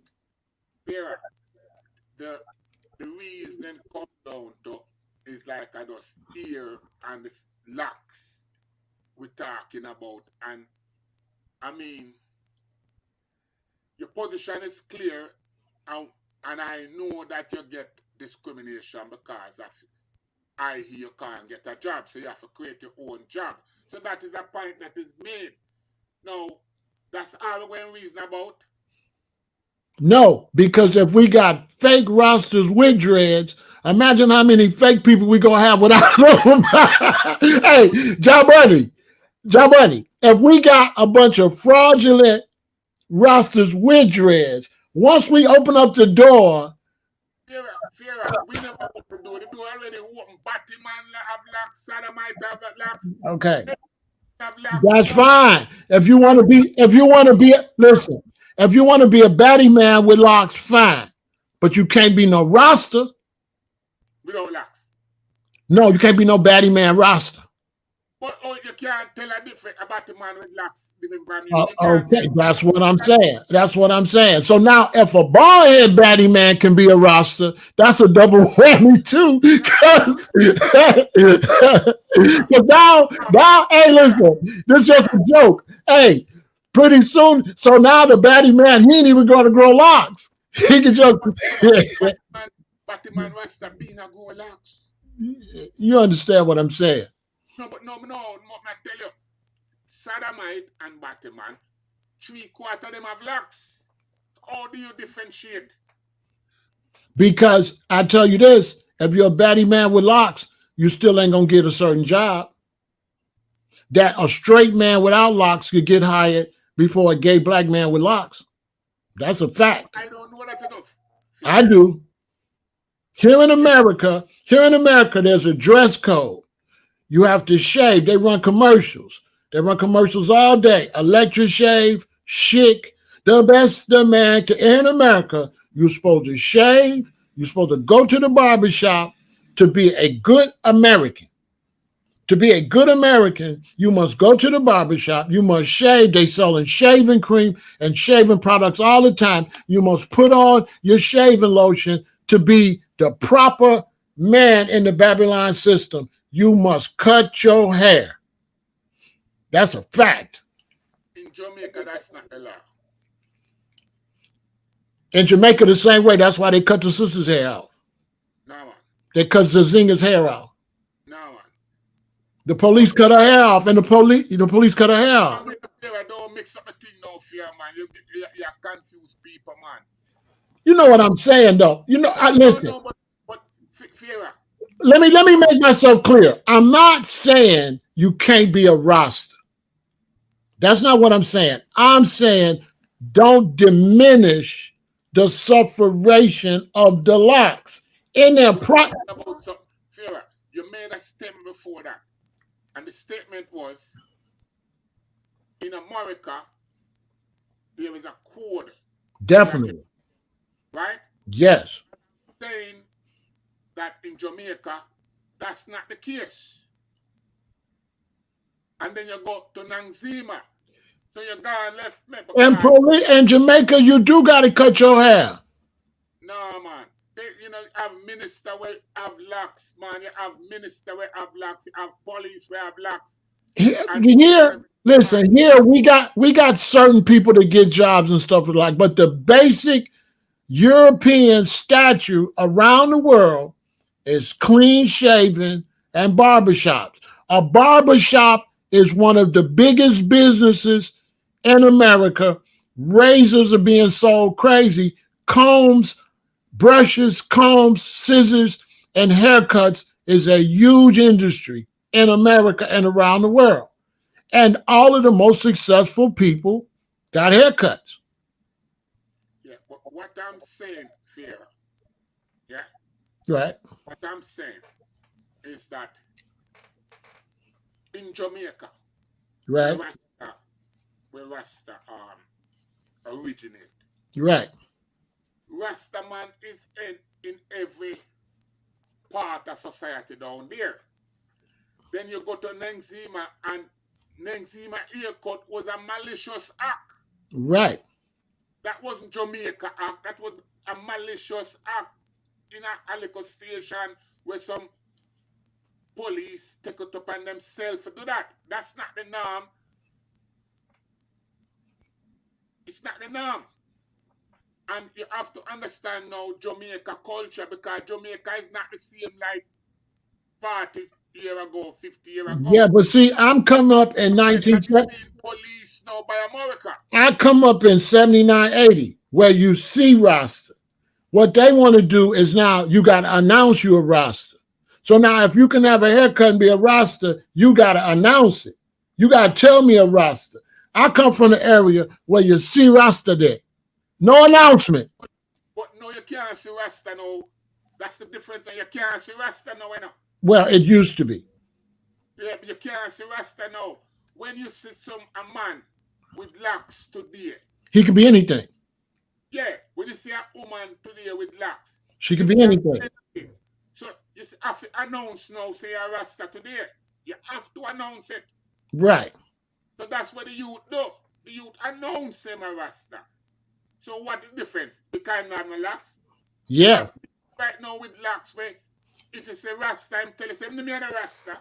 Okay. I got you. Yeah. I got you. But I don't have no problem with him saying he a Rasta. I have a problem with them diminishing the history of the sufferation. People Yeah, but talking about locks and erasing the history of the Vera, sufferation. Vera, the problem with this now, you need to listen to the youth, the youth make a, a reply to the either star thing, you know. I Right. use my platform to make that reply. Right. But you haven't listened to that as yet because you're up all night from last night, so you don't get around to that. I'm gonna So check it out. yeah, so when you check that out, you're gonna realize now, say, the youth admit, the youth not in denial, him admit, say, and point out, say, it's either star misuse. Yeah, so Right. we're having now a conversation that is getting because the youth already say him need guidance. The youth that follow you too, you know. Right. Yeah, the youth that follow you too. And that's why me make sure say me put that out so you could get to see Okay. what the Well, youth if you're say. watching me, young brother, and you want some guidance, get out the barbershop, throw away the scissors and the comb. I'm still on the same. I'm still Rasta. I'm still, since I throw the comb away, since I throw, I mean, I Yeah, change.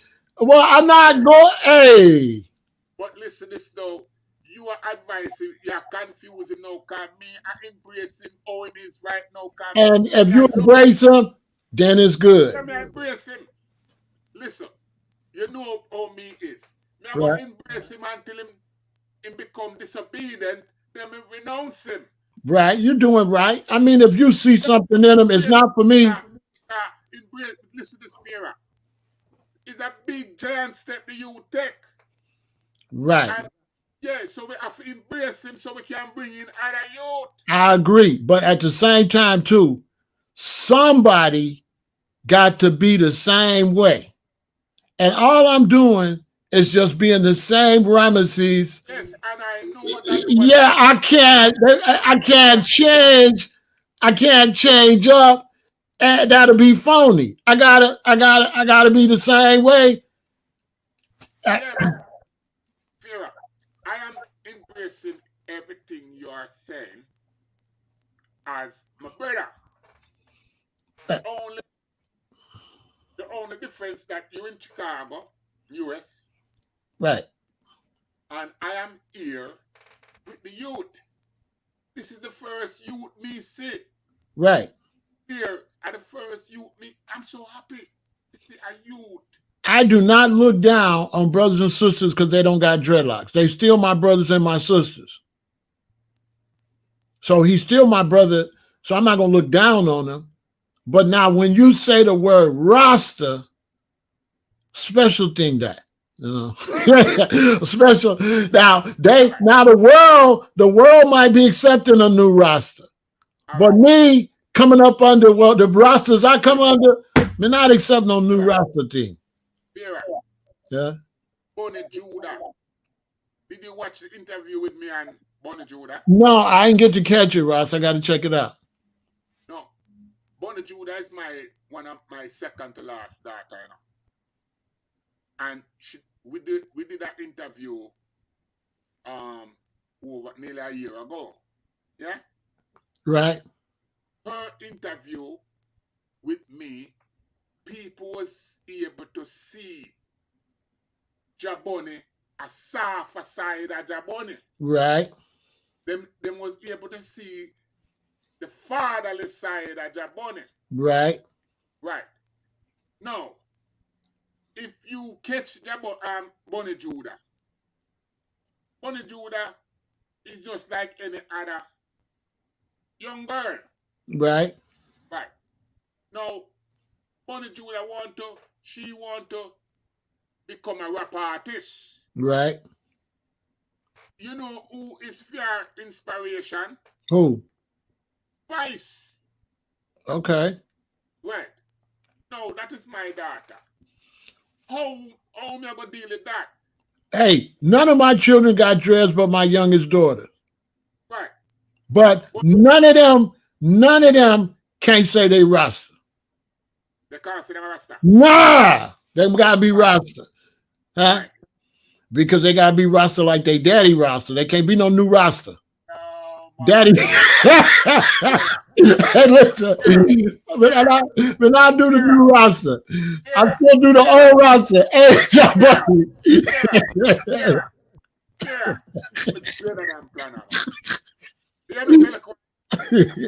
they can't be the new Rasta. I don't do it. Vera, they're not new Rasta, but me dreaded and planner. I know. Yeah. But you born in it. You don't count. Listen, to all y'all listen, hey, to all y'all that think y'all don't have to go no dreadlocks. Y'all ain't Jabunny. Y'all can't do what Jabunny do. Jabunny born into this. Can't no new guy abun and carry yourself like you and hold the respect you own when they didn't pay the dues you paid. Let's talk about that. You don't got no dreadlocks. You did all this time. You did all this work for Rasta. How some little boy gonna come and not have no dreadlocks and say him is a Rasta like you? Him not no Rasta like you? Not say my Rasta like I. I'm telling him he's not a Rasta like you. No, he must say my Rasta. Not say my Rasta like Jabon. He must say my Rasta. Yeah. Yeah, that's what I say. He must say my Rasta. He's a Rasta when he announces it, but when he walk down the street, he's just a regular dude. You gone somewhere else again. I him say he's a Rasta. No. Jabon and Bonnie Judah, my daughter Bonnie Judah, you want to be like Spice. You have to tell me say she no Rasta. She by night with her. She by night. That's your daughter? Yes, Bonnie Judah, yeah. Okay, she get a pass. Dude ain't your daughter. Dude ain't your son. He don't get no pass. Who's his father? Who's dude's father? Because his father gonna have to be somebody for him to get that pass. Yeah, no. Hey. Dude is, remember what I said to you, say not listening. Dude is just like Sizzla. I'm just kidding, man. I'm just kidding. Dude is just like Sizzla, Capleton, and Tony B, and all these Rasta that say make them is priest and prophet and whatever, messenger. Dude is just like them. None of them Rasta the Rasta. Them parents are no Rasta. I don't have a problem with him. I have a problem with the door he's opening up. He's opening up a door that a bunch of fraudulent people gonna come. They're gonna be Rasta for 2 or 3 years. You're going too far now, Pharaoh. It's the truth. You're going too far. Listen, spot me there. So maybe you're gone left me. I'm at the place now where he is opening the door for a lot of youths. Rasta need to start attract. You know how long Rasta stop attract youths? Right, because the youth want to be able to come into something easy. Yeah, but listen. Rasta is easy today. Talk to them for a minute. I'll be right back. Talk to the crowd. Rasta is not hard today. Rasta reach a stage now where all the hard work have done for them, for the youths them now to come in, where 3/4 our youths now embrace Rasta because to them there's nothing. I am happy today to see a young 32-year-old youth not have Rasta parents and actually take it on to himself to say he is a Rasta. To me, this is a beautiful and a first and We can't beat down the youth. We have to now make sure him get the proper guidance so him can open the door for his generation to embrace the Rastafarian culture, the black, a part of the black culture, and actually make representation on our behalf. Vera, Yeah. this youth, as far as I'm concerned, is a blessing to Rastafari today. Because in Jamaica, where Rasta originate, you have a whole heap of young, bright youth that is Rasta, but them don't have no voice. Yeah, but when I was coming up, if he would have went around Kojo, say you ain't gotta have no dreads to be no Rasta, and Haile Selassie ain't God, Kojo would have cussed him. Because Kojo, listen, Kojo told me, I said, Kojo, this brother got a thing with 10 things to be Rasta. He said, no, it's 3 things to be Rasta. Haile Selassie, God Almighty, Ganja for the healing of the nation, and Africa for the Africans. This is what I was taught. Right. But today, if Kojo was here, he would have to change up him talk too. Maybe. The problem, listen to this, Pharaoh. The problem in a Rasta, yeah? Now, this the thing. If he teach me something and then he change it up, how I'm not going to look at him crazy? This is my problem. How can you teach a whole generation a certain way and then change it up on I and change where after we already went according to a certain way, and now, you see what I'm saying? Pharaoh, listen to this now. You look like you're confused now. No, if Kojo taught me something and I stand on that, and then he come to a next youth later and teach him something different, that's foul. Because what did I do? What did I spend my life? No, that's not foul, Pharaoh. That's foul. Called growth and development. Listen again. You know, I said to you earlier, Pharaoh. I said to you that first generation Rasta never read nothing. Them barely read the Bible. Right. Barely read the Bible. They never read nothing. Them never study nothing. First generation Rasta, all them want free out of slavery and want to go back to Africa. End of. That's all. That's all them want to do. So that was the teaching that we were getting. That we want for free off of the plantation and we want by any means necessary. Yeah? Right. When me leave Jamaica, Pharaoh, Yeah. and take to the road, I never know nothing. I never know nothing more than me a Rasta. Right. Nothing else. Yeah? When me get captured, Pharaoh, yeah? Right. All me can talk about are my culture as Rasta, which the system will look at me like, what is he talking about? Right. Because they never know I hear nothing so bizarre. Like me I talk about me not eat meat. Right. Me a Rasta, me not mingle with certain things. It was just bizarre. Right. It was bizarre. It was bizarre to even my black brother them in the system. So everybody have we back then as bizarre. Right. When we say we are Rasta and Haile Selassie is regarded, that was a big joke. Right. You have to go find chapter in the Bible, Revelation 5:5, to prove things to people. Right? You know, is we the prisoner make Rasta becomes alright, since we are talking. Mm. And we the prisoner make Rasta become a religion, you know. Mm. We the prisoner. Right. Not Marley. Right. Not we the prisoner. That's why sometimes you say it already, say, boy, you're controversial. Yes, because there's so much things that we did that Right. wasn't. Right. How you think we make Rasta become the religion? Because you use the Bible so they would leave your hair alone. No, How?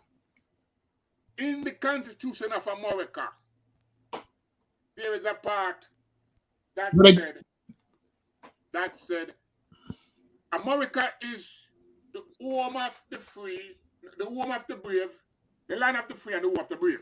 right. America. And then the next part of the Constitution that said the bell that toll for one, toll for all. Right.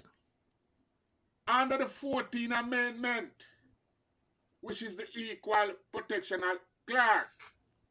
You know, say, I'll show you something. You know, make you understand something there now.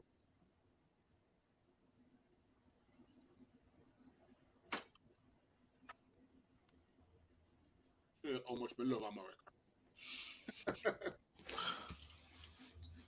You see, to me, they can turn Rasta. You see this? Uh-huh. What it say? Say law dictionary. Right. Mm-hmm. This is Black Law Dictionary, second edition. Right. Why am I showing you this here? You see this in the back, yeah? Mm-hmm. Look, it's Okay. the Constitution of America. I have the whole Constitution, yeah? Right. So, rights. I mean, I tell you now how we, because people see Rasta becomes a religion, and I'm responsible for that. Okay. How did this happen? In the prison system, we couldn't just tell Babylon, say, we have rights. We'd have to tell them, say, Rasta is a religious thing. Right. In order to get the rights that the religious Right. Right. tell them that. Right. When we tell them, say, Rasta is a religion, Right. we build up that, you know. Right. Because we couldn't get the rights outside of that. Right. That makes sense. In the prison system, the Muslim have them rights to do what they want to do. Right. The 5%, Yahoo, Israel, Right. I mean, everybody have them rights. Right. The only way we could have get any rights, we'd have to tell them, say, Rasta is a religion. Right. When we tell them, say, Rasta is a religion, them want to know who are we priests. Right. Right? So we have to create priests. We have to create priests. That's when Kojo come. Right. That's when Kojo plan and send Kojo come. Come talk to me. Yeah? Mm. And the dark one, Dr. Mm-hmm. B. Dr. B. Kojo and Dr. B. Konya, Sister Desta, they come sit in with I and I. And we program them to go back now and Kojo take back. Kojo come on a fact-finding mission. Come deal with I and I. Right. So when him dip on the fact-finding mission, that's when him connect with all the I. Right. Because him a go, we have prisoners there in California, him a go. Because him come now, because it was like them never know, say, we as younger generation, they take it so serious and do all these things. So we were literally abandoned until Kojo come now and take him finding and go back. Right.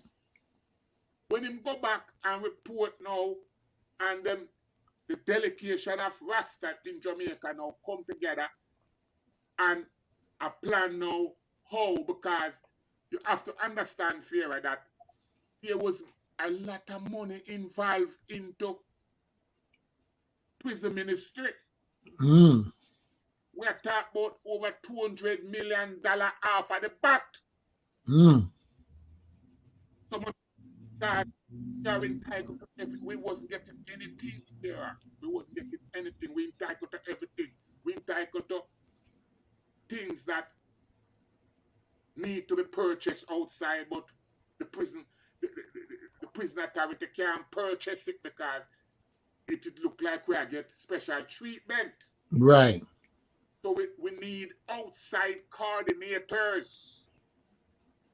You couldn't be if we didn't know about you, we could have used you through your locks as a coordinator. Mm. So when we win the case, it's years before we could have find people. Mm. I mean, to spend that money. Mm.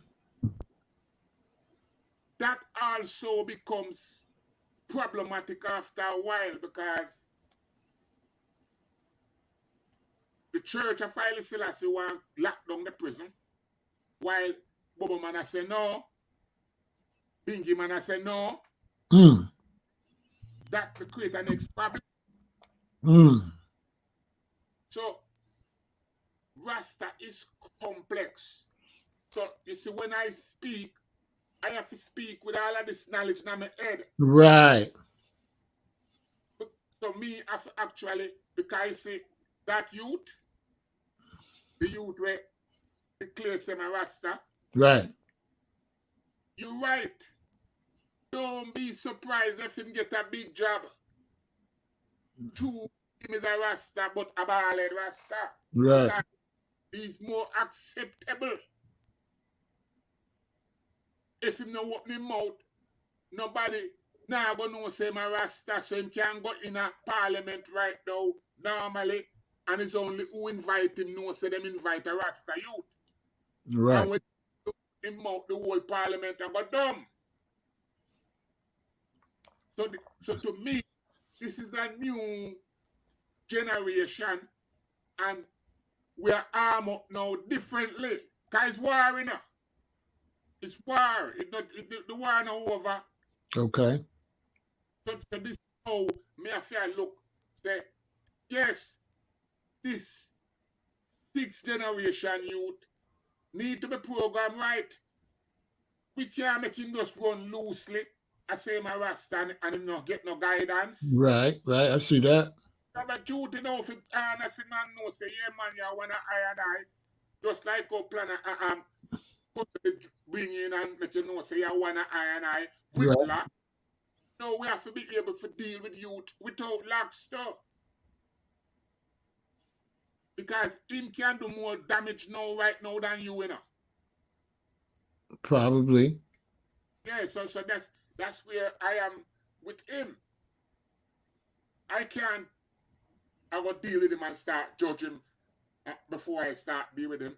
So I just start discover him, but I just start jump the gun, can throw him under the bus as I discover him not explore him, not do no exploration with him.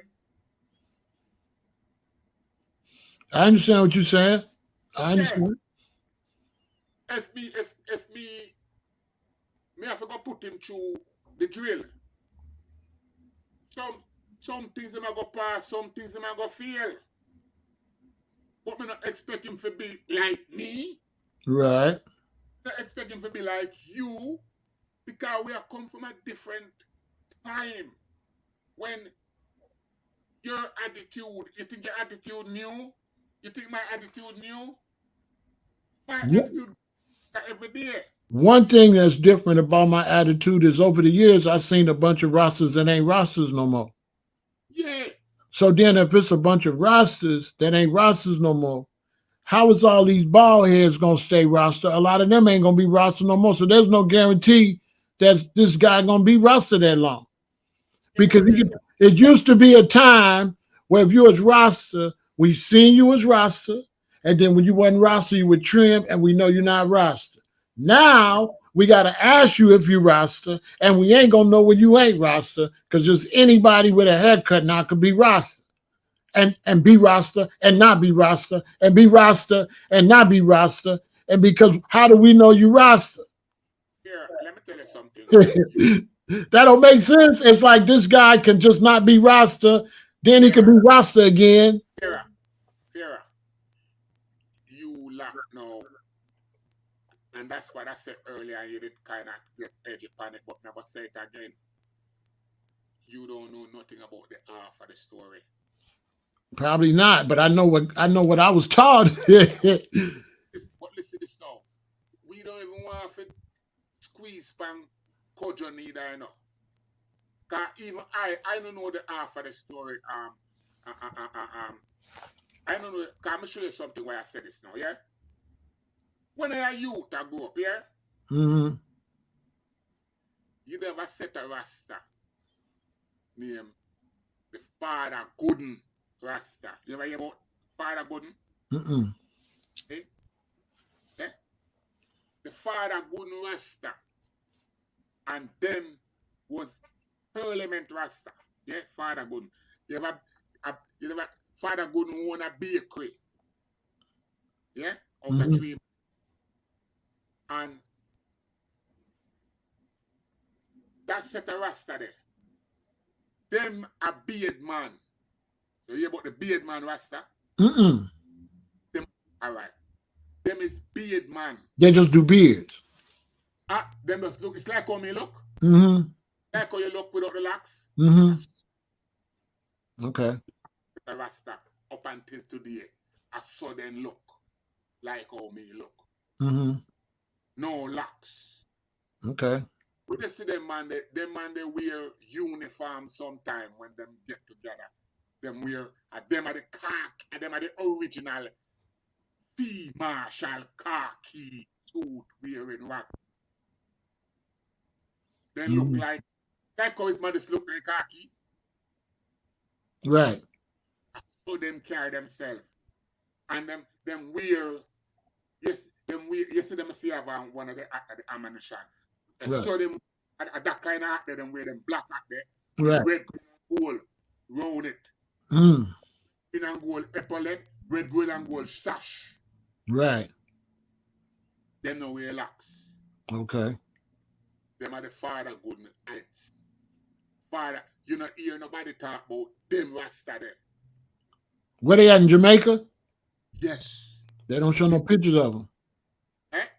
I've been trying to find out all the different houses of Rasta, but nobody never write it down. Somebody should write down all the different houses so we know. Well, listen, just tell you about the Father good just now. Right? Yeah. And them the base out of 3 Mile in Kingston, out of 3 Mile. Out the them the base pan Spanish Town Road out of 3 Mile. Mm. Eh? So now the record is silence as to those Rasta. Mm. And all right, you ever you have a Rasta named Philip Avaranga. Mm. Avaranga was on the fact finding mission. Yeah? Mm-hmm. Sam Clayton was on the fact finding mission.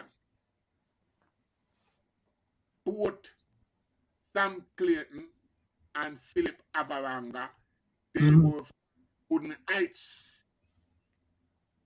That's why them look how them look. Them don't have locks. Them beard man.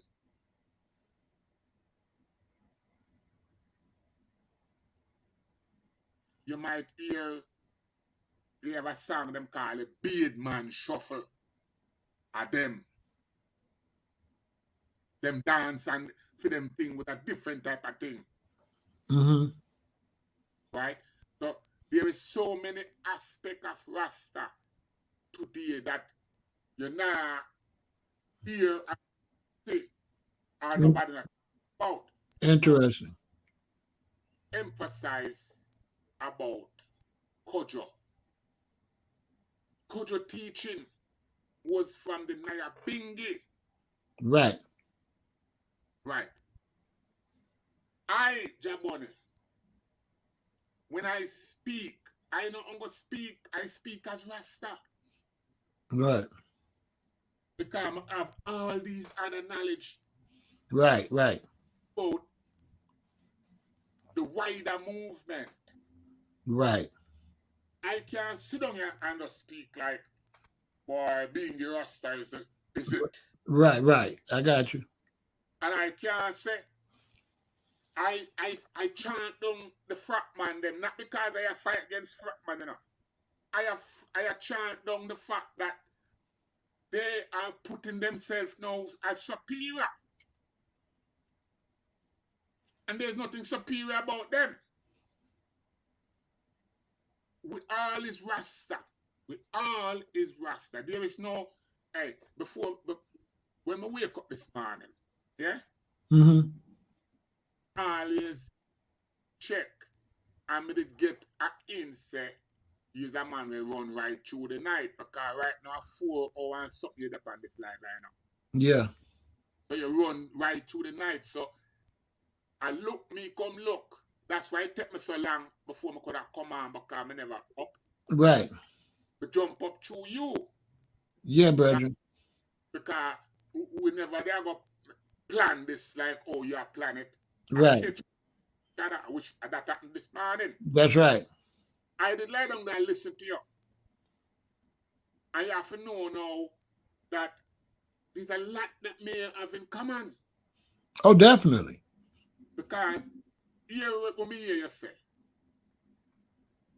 Me hear you say, don't take me literally. Because more time it's just a loose mouth ras, just like me. Yeah. Me say things where me know it's not right, you know. Right. But right, because I'm free for say what I want to say. So if a man I try to tell me, when you hear me say things like, oh, His Majesty can't tell me no. He can't tell me. Right. No. I never tell me nothing from day one. Right. I understand that. I'm not follow. Right. You don't follow. You got your own thing. Right. I'm a Rasta. And that's Right. all you want. That me a Rasta. But I think one thing is that for my generation, when we see things like we'll see some brothers, and all of a sudden, His Majesty was always everything. We always wore His Majesty was always the Godhead or the figurehead. So now, as time go, and we see people move His Majesty down and move Emmanuel up, and so if I see you, now you moving Emmanuel up, and then you interview somebody, say His Majesty not God, I'm gonna look at you side eye because you're trying to make Emmanuel be God. So I'm a little confused because I'm doing it the old way. So my point I was making is a lot of people doing a lot of things they wouldn't have been able to do. You see, Emmanuel, he never would have been moved up like that in the 80s. That's a fact. Listen, it would have been fire on that. You wouldn't have came with no roster and have His manual picture over His Majesty. That would have been a problem. So my thing is this. I'm out here by myself holding down the foundation. And these brothers is changing up the thing for the new generation and doing some more weirdo stuff. Because if you pushing Emmanuel, but you want to interview somebody that says Majesty not God, yeah, I'm going to look at you crazy. Because it's like you're trying to change up the thing. You're trying to make a new Godhead.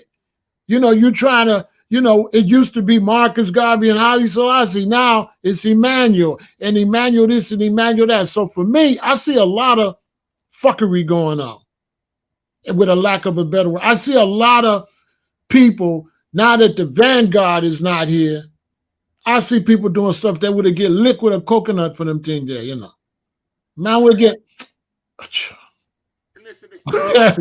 man would have get licked for what they doing today.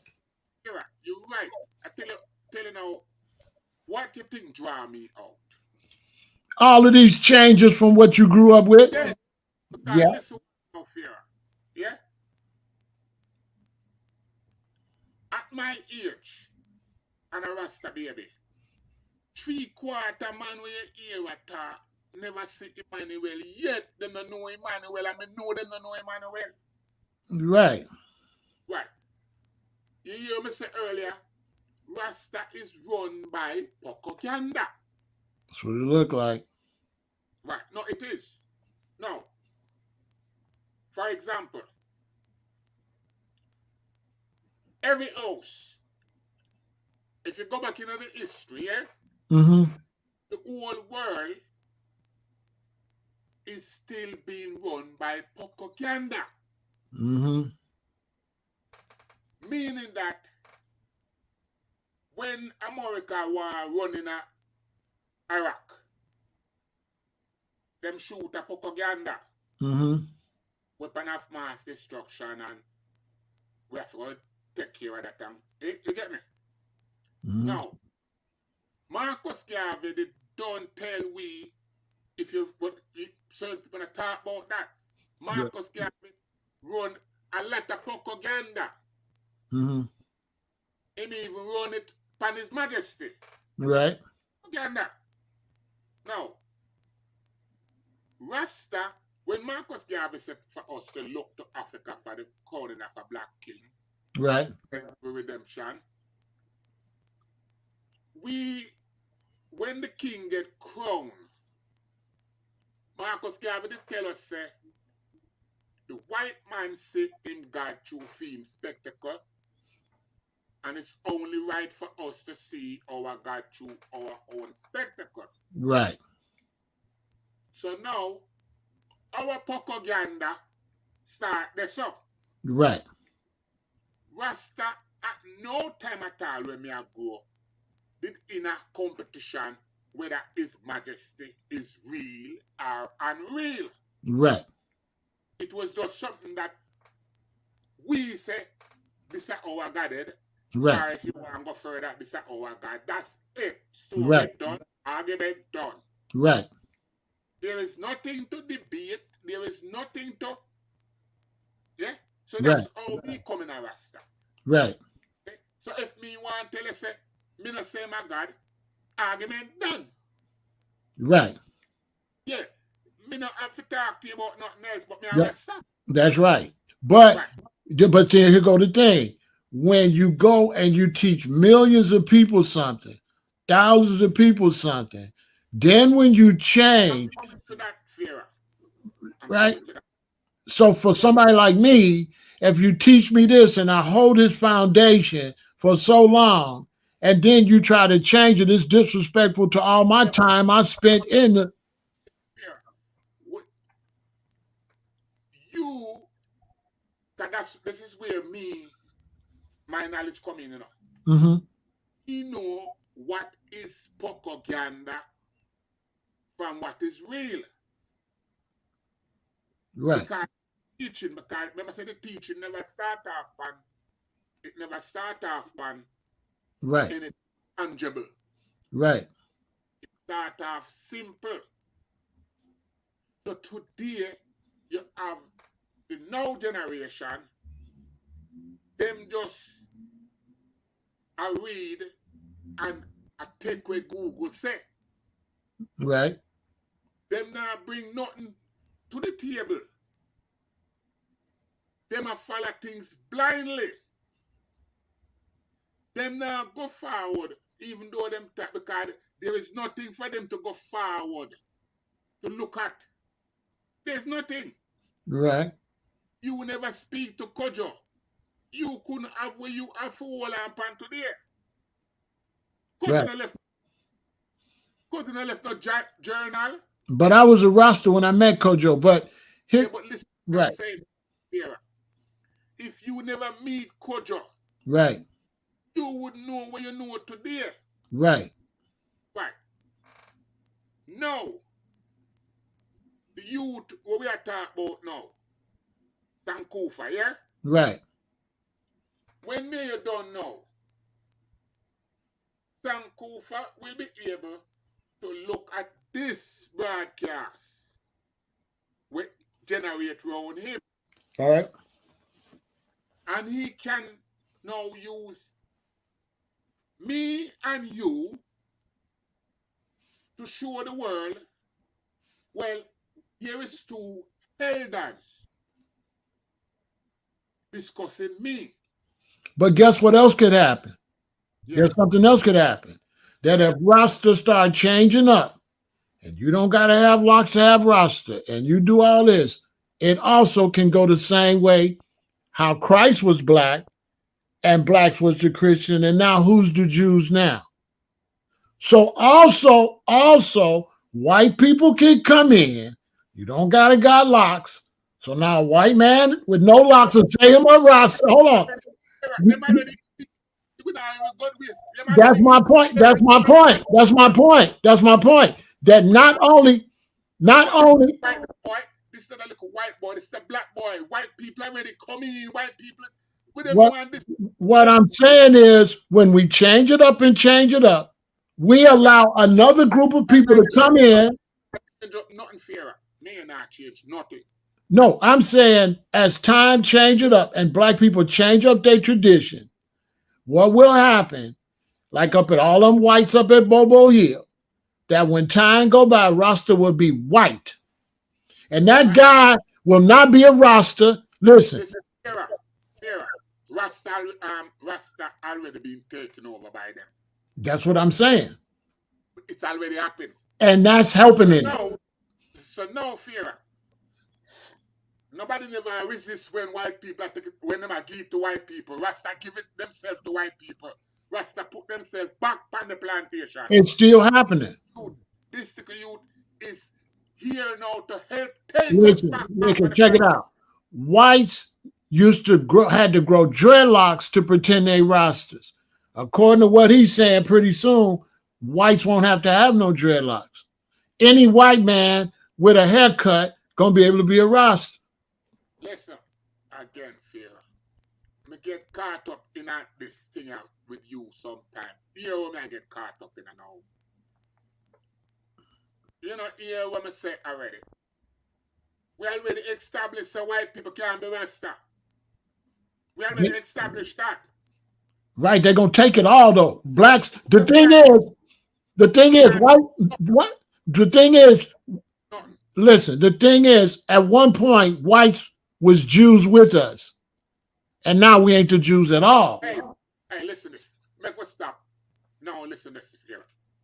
We're upon this thing 201 hour. Okay, yeah, it's time to end, right. Me don't want to run, but let me just make it have this thing, you know. Haile Selassie is who fuck up this thing. Mm-hmm. Since you keep on going about white. Haile Selassie worship Jesus Christ. Let's talk about that. Well, Haile Selassie worship white Jesus Christ. Let's talk about that. I him fuck up the whole thing. Yeah, that's why I get to him fuck up the whole thing. And Rasta in them feelings and them emotion and want run with blood clot Haile Selassie and just hold the thing Rastafari as a god, as a black thing. And Haile Selassie them used to turn it universal. And him come turn it universal with the Coptic church. And this so we're there now. So when we are going a kind of white, black. The universalness of Rastafari is when Haile Selassie come and say the church come give it and that flip the thing. And we as individuals, so the bubble them now do nothing wrong when them let in white people. Them now do nothing wrong enough. A man like me and you know a whole on foundation and yet we have everyone whole on foundation. We still a whole on Haile Selassie talk. Yeah, but original Rasta, we never did do what Haile Selassie do. We did what we did. So we never used his majesty. We never. But listen this now. You wrestle a while.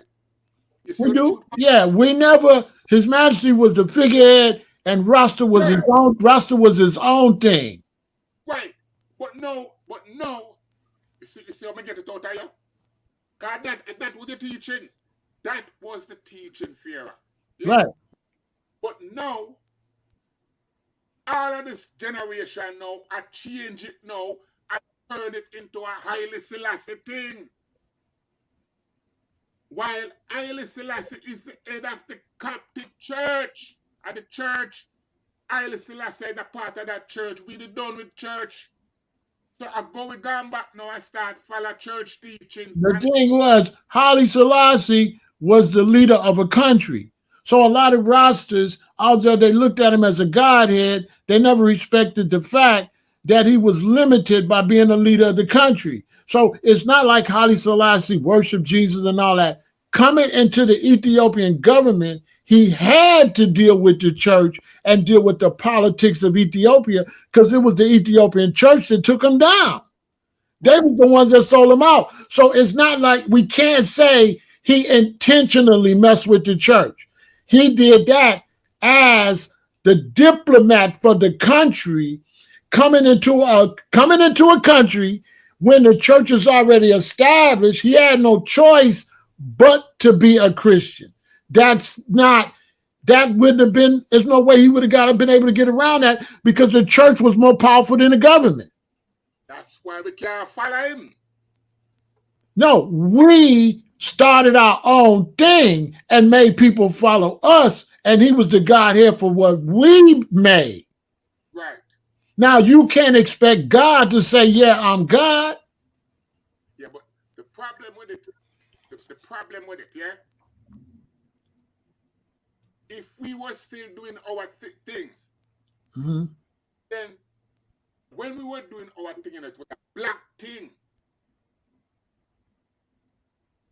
because we stopped doing our thing as tell ourselves now, so it's Haile Selassie thing.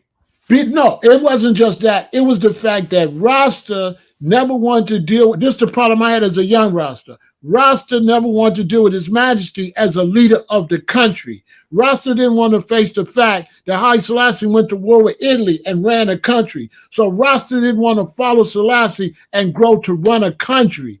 Rasta wanted to do some religious stuff and didn't take His Majesty as the leader of a country. So I used to have man tell me I shouldn't have a gun when His Majesty got a gun. You're going to tell me, how you going to tell me I'm not a gun, but you tell me His Majesty shot a gun for 2 days? His Majesty had a gun, a Ruger that he carried on his side. So Rasta didn't deal with His Majesty as the leader of a country. Didn't consider that the main attraction to His Majesty was the war against against Italy. This was a part of our teaching in the day, that we went to war with Italy, His Majesty went to war. So Rastas tried to make it, they never dealt with His Majesty as the leader of a country so that we would get independence. This is the beef I had with Rasta all the time. We were supposed to follow His Majesty as far as building the country. This is a man got to have school. He got to provide food. He got to have farms. He got to have military. He got to have transportation, not just sit there and hoover over like a god. This is the emperor of a country. And Rasta never really dealt with that. They never dealt with running a country. They never looked at His Majesty as the emperor of a country that's under restrictions as the emperor of the country. He can't come and say, yeah, I'm God. That's something we were just supposed to push. We know the man is the emperor of the country and he runs the country. So Rasta never won the country. What happened? His Majesty off the throne, the Doors come in and kill 3 million Ethiopians, die in cold blood with Castro. Castro come in with the Soviets and kill 3 million black people, and because people didn't respect His Majesty as the leader of a country. We didn't respect His Majesty as a leader of a country, and we got to have military. His Majesty was telling us we need planes. We need tanks. The Ethiopian church and the government, no, we don't need that. And next thing you know, Italy coming with tanks, guns, everything. His Majesty telling them we need tanks, we need guns, we need weapons. So Rasta never respected His Majesty as the leader of a country. It was too much God and not the real facts that let's go and run a country. We have to go to Africa and run a country. So that's what made me different as a Black American. When I seen His Majesty, I'm like, no, this is a man that run a country that's under restraints, that's surrounded by enemies. So we never went to take him no help or really wanted to go run the country. We want to go over there and beat a drum and chant. Well, how we going to eat? Who going to grow the food? Who going to protect the country? Who going to build the roads? Who going to build hospitals? So they never looked at His Majesty as a man that ran the hospitals, ran the schools. When you run a country, That's a lot of work. But they never give his majesty the credit for running the country. This is a man that ran a country.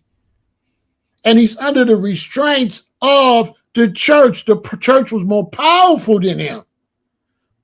If he would have denounced Christ, they would have killed him sooner or did whatever they're going to do to him. So he couldn't denounce the church. When the Ethiopian church came to LA, we cussed them because they wanted us to cut our locks. The Ethiopian church that couldn't wait to bury Bob Marley because we were saying John on dead and we don't deal with dead. So the Ethiopian church couldn't wait to show a dead Rasta.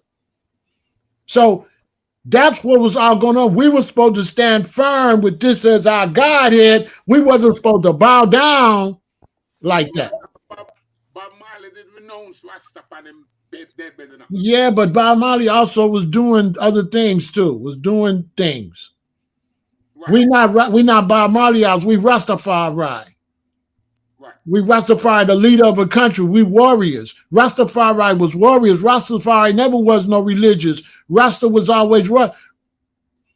There we are. So is the religious aspect of the thing that had a generation take on.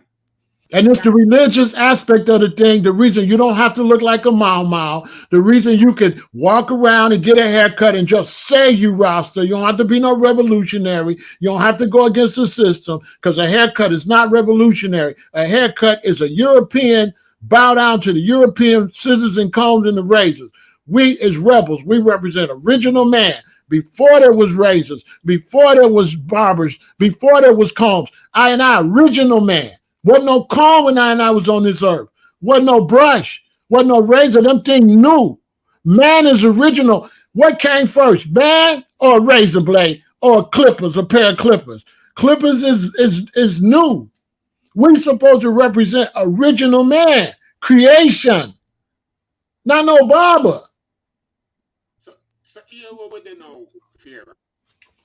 Africa stand firm and we square because there is no place now in earth for us to go now. So that's why I said, now I'm the big man under you, but that's why I said, now I'm number one. Because it's Rasta, it's still Rastafari, it's still build your own country, it's still fire burn all this, go back to nature, go back to natural food in a natural way. And you can't do that unless you fight Babylon and run Babylon out your country so he won't kill all the elephants, all the tigers, he kill everything. Okay, brothers say it's cool to get haircuts and all that. Let's look at the system. Is the earth running right now? No, because man is unnatural. Look at all these floods. Look at all these fires. Look at what's going on the earth because man has become unnatural. He cut his hair. The dog get a haircut. And when you get a haircut, you represent cutting down. So a man that cut his hair gonna cut all the trees down because cutting is cutting. So if you're cutting, then you're gonna go to the Amazon. You're gonna cut that planet, gonna be a bald head too. You're gonna cut all the trees down off the planet.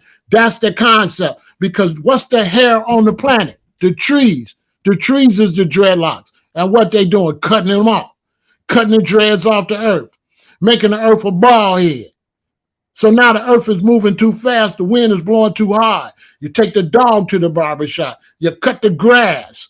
You go in the black community, cutting grass. Nobody don't grow no food. You don't cut food. You grow food. You cut grass. So I'm not supposed to represent trees and food. Our hair's supposed to grow. We're supposed to represent nature. Not cut. The white man is the cut man. The black man, we don't cut. We're not chopped. We don't cut. We natural people. We let things grow. So to me, a haircut represents Babylon cutting down trees, putting animals in the zoo. The dog got to go. And you look at around here, the dog go to the barber too. They take the dog. They cut the dog. They cut the cat. The lions in the zoo. The elephants in the zoo. The animals get killed and put on the wall. You can't separate that. You can't separate the barber from all this other fuckery that they doing around here. All that go together. All that is the Babylon, period. We don't deal with no razors and no comb. Fire for that. Still original Rasta. When I deal with razors and combs, clippers, we don't deal with saws, cut down the trees. No, fire, we deal with natural. A man's supposed to look like a tree. A man's supposed to grow natural. God ain't stupid. What he put hair on your head for? So God's stupid? So God give me hair to lock up. God is stupid. So whatever made you, he's stupid. He's stupid. So my hair not supposed to grow like this? I'm supposed to alter it? Why should I alter this dude talking about he Rasta? He altering his body. What's Rasta about that? Do he trim around? Do he cut around his balls too? Like a woman? Do he shave his balls? The women, look how women go and shave their coochies off so they look like little girls. So that people can have sex with them and their vagina, listen, and their vagina have the appearance of a little girl. We shaving off this, but this hair on our body help us fight diseases. The hair in your nose, listen, the hair in your nose catch up. The hair in your nose is to protect you. The hair in your ears is to protect you. The hair on your head is to protect you. It's like you don't got you got hair for nothing. That hair don't serve no purpose. But that's because if you was outside, this hair would keep you warm, would keep the rain off your back, would keep you natural. So you can't say you're against Babylon, but you like razors and all this cutting and all this. You like microwaves. No. Fire for that. As far as I'm concerned, you can't separate and pick which Babylon you want to play with. You want to play with certain Babylon, other Babylon you want. No.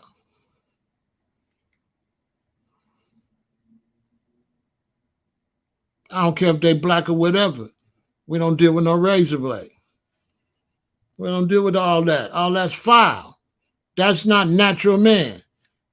That's not natural man. That's not natural woman. That's altered. And altered is European. Facts. And as a man alter his body, that's how he going to alter the planet. If a man going to cut the hair off his head, he going to cut the trees off the planet. Prove me wrong. Are they not cutting down all the trees in the Amazon? Yes. They're cutting all the trees down because you're just cutting. Instead of eating right, what they do? Go to the doctor, let him cut you. Instead of eating right, you go to the doctor, let him cut you.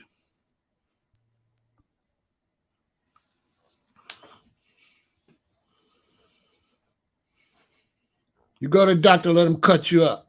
The dog get a haircut. Everybody get a haircut. The black woman walking around, all her hair cut off. You go to Ghana, all the little girls got to cut their hair off to go to school. All the girls walk around bald head in Ghana. So it's like, no, Rasta represent natural man. All these things get lost in the sauce. We gonna have to go back to nature. The planet gonna get destroyed. On my soul. The planet gonna get destroyed because we ain't natural no more. We didn't turn artificial. We artificial now.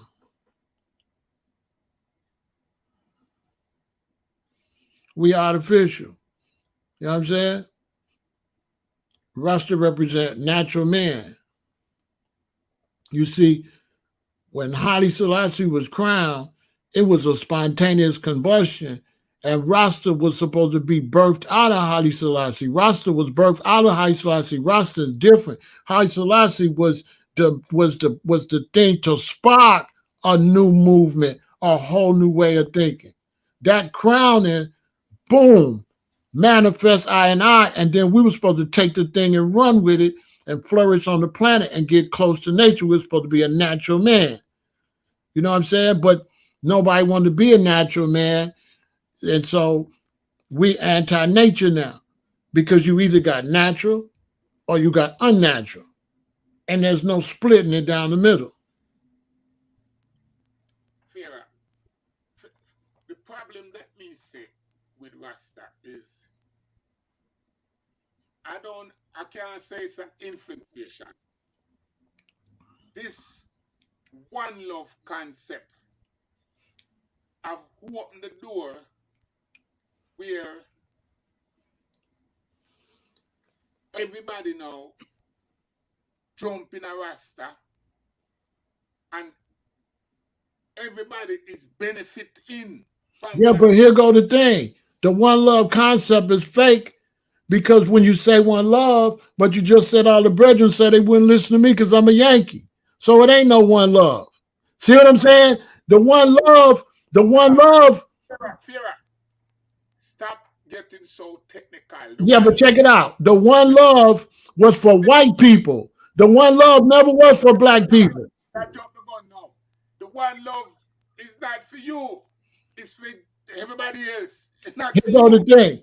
When when when they made that song, Bob Marley was talking about black people getting together.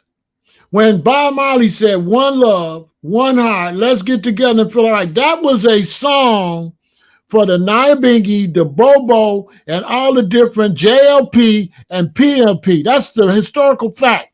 That song was not for people outside of Jamaica. That was a Jamaican song telling blacks in Jamaica, let's get together and feel all right. They took it and tried to act like Bob was singing to the world. That was a song the same way Israel Vibration had, we all gonna sing the same song. Whoa, whoa, whoa. Those songs were inner Jamaica songs to tell the people in Jamaica, one love, one heart. Let's get together and feel all right. That was not for the world. This is a misconcept. I do my research. Bob Marley one song was for to stop the tribal war in Jamaica. That's what that song was talking about. It wasn't talking about getting together with white people. They took it and flipped it and made the One Love song like he was talking to the world. That was a Jamaican song trying to bring peace in Jamaica. That had nothing to do with the rest of the world. It had nothing to do with different races. And now they took it and they put it out in the world and they came to America and they got on stage. And what they would do is this. If I'm in LA and I go to concerts, there's a bunch of whites there. The reggae artists would get on stage and sing One Love. Yeah, love everybody. Then I come to Chicago to visit my mother.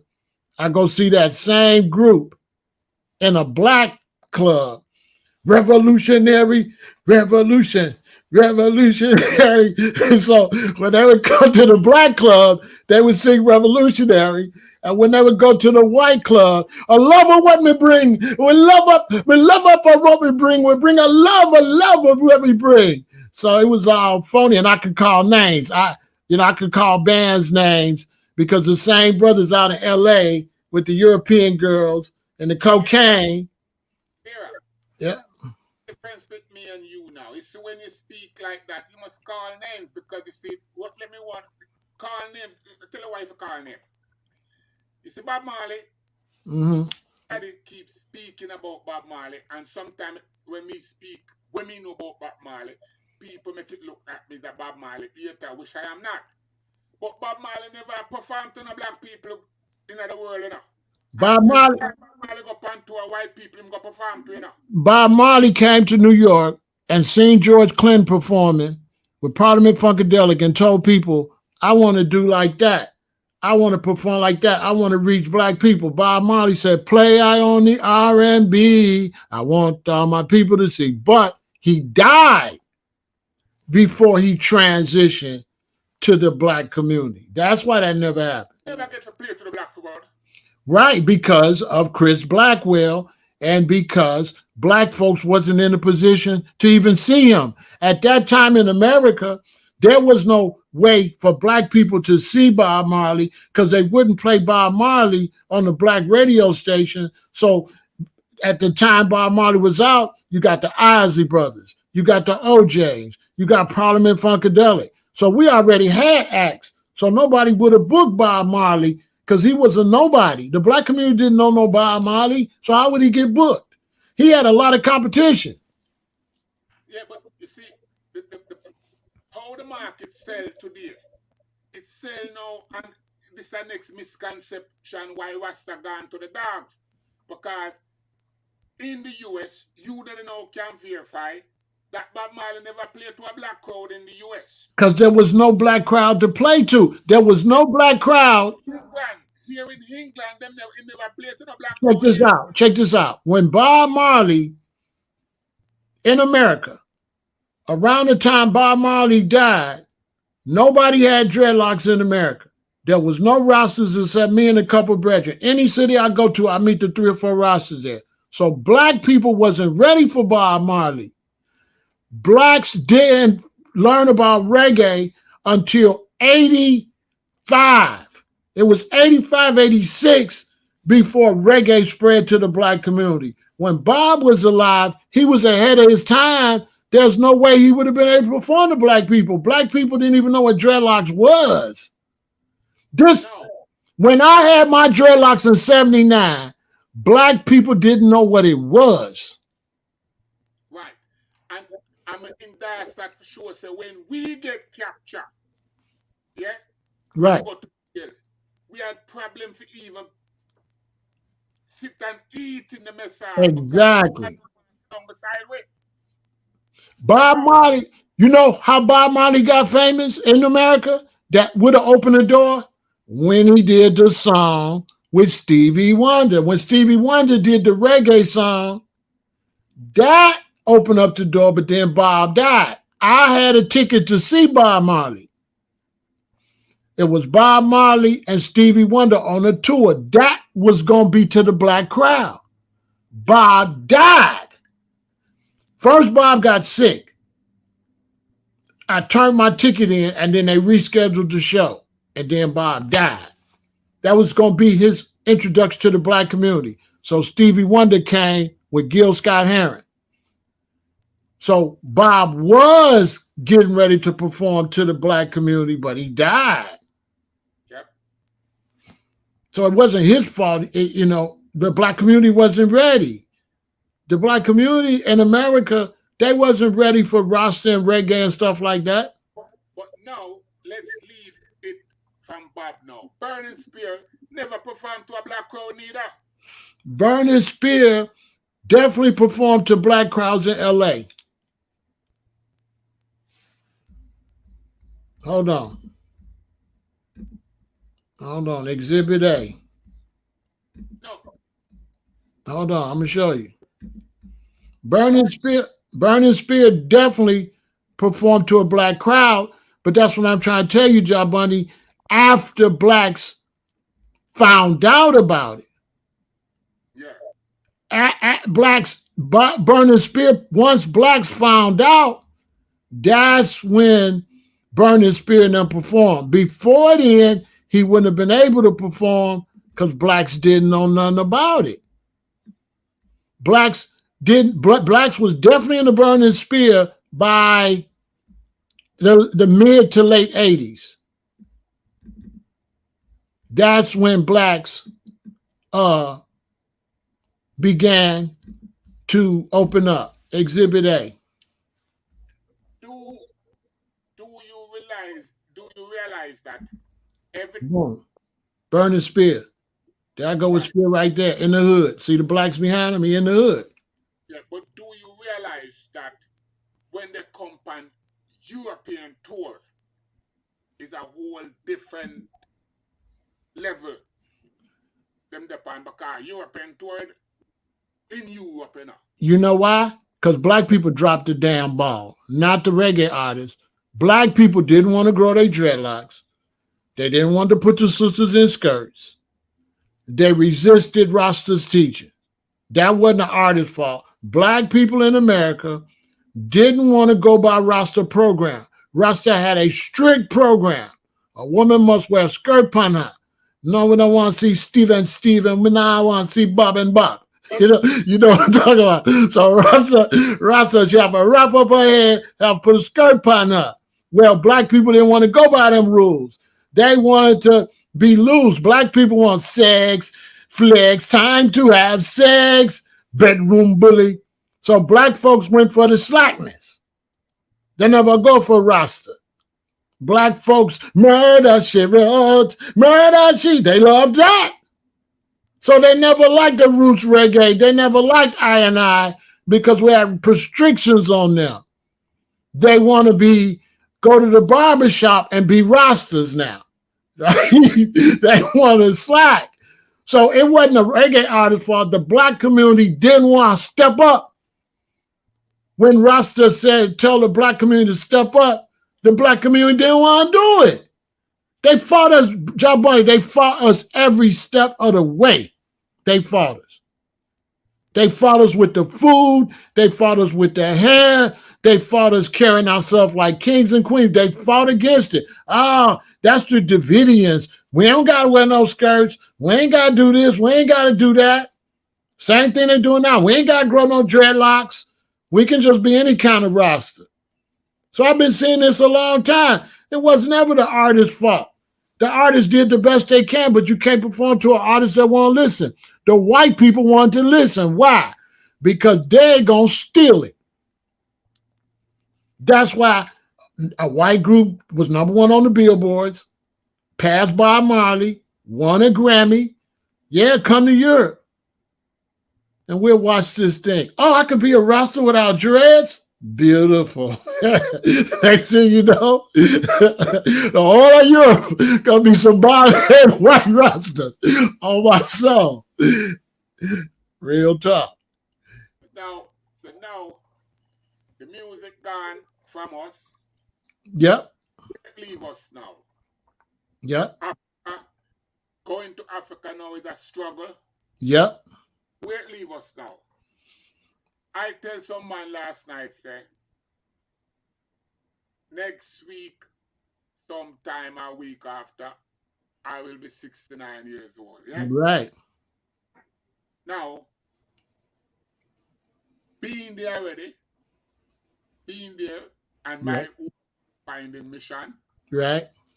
see what I see, Right. the only way I will be returning Right. if I'm going in with a army. That's right. You know how we can fix that? You know where leave us? It's just you and I, bro. We need to put the screws to these black people.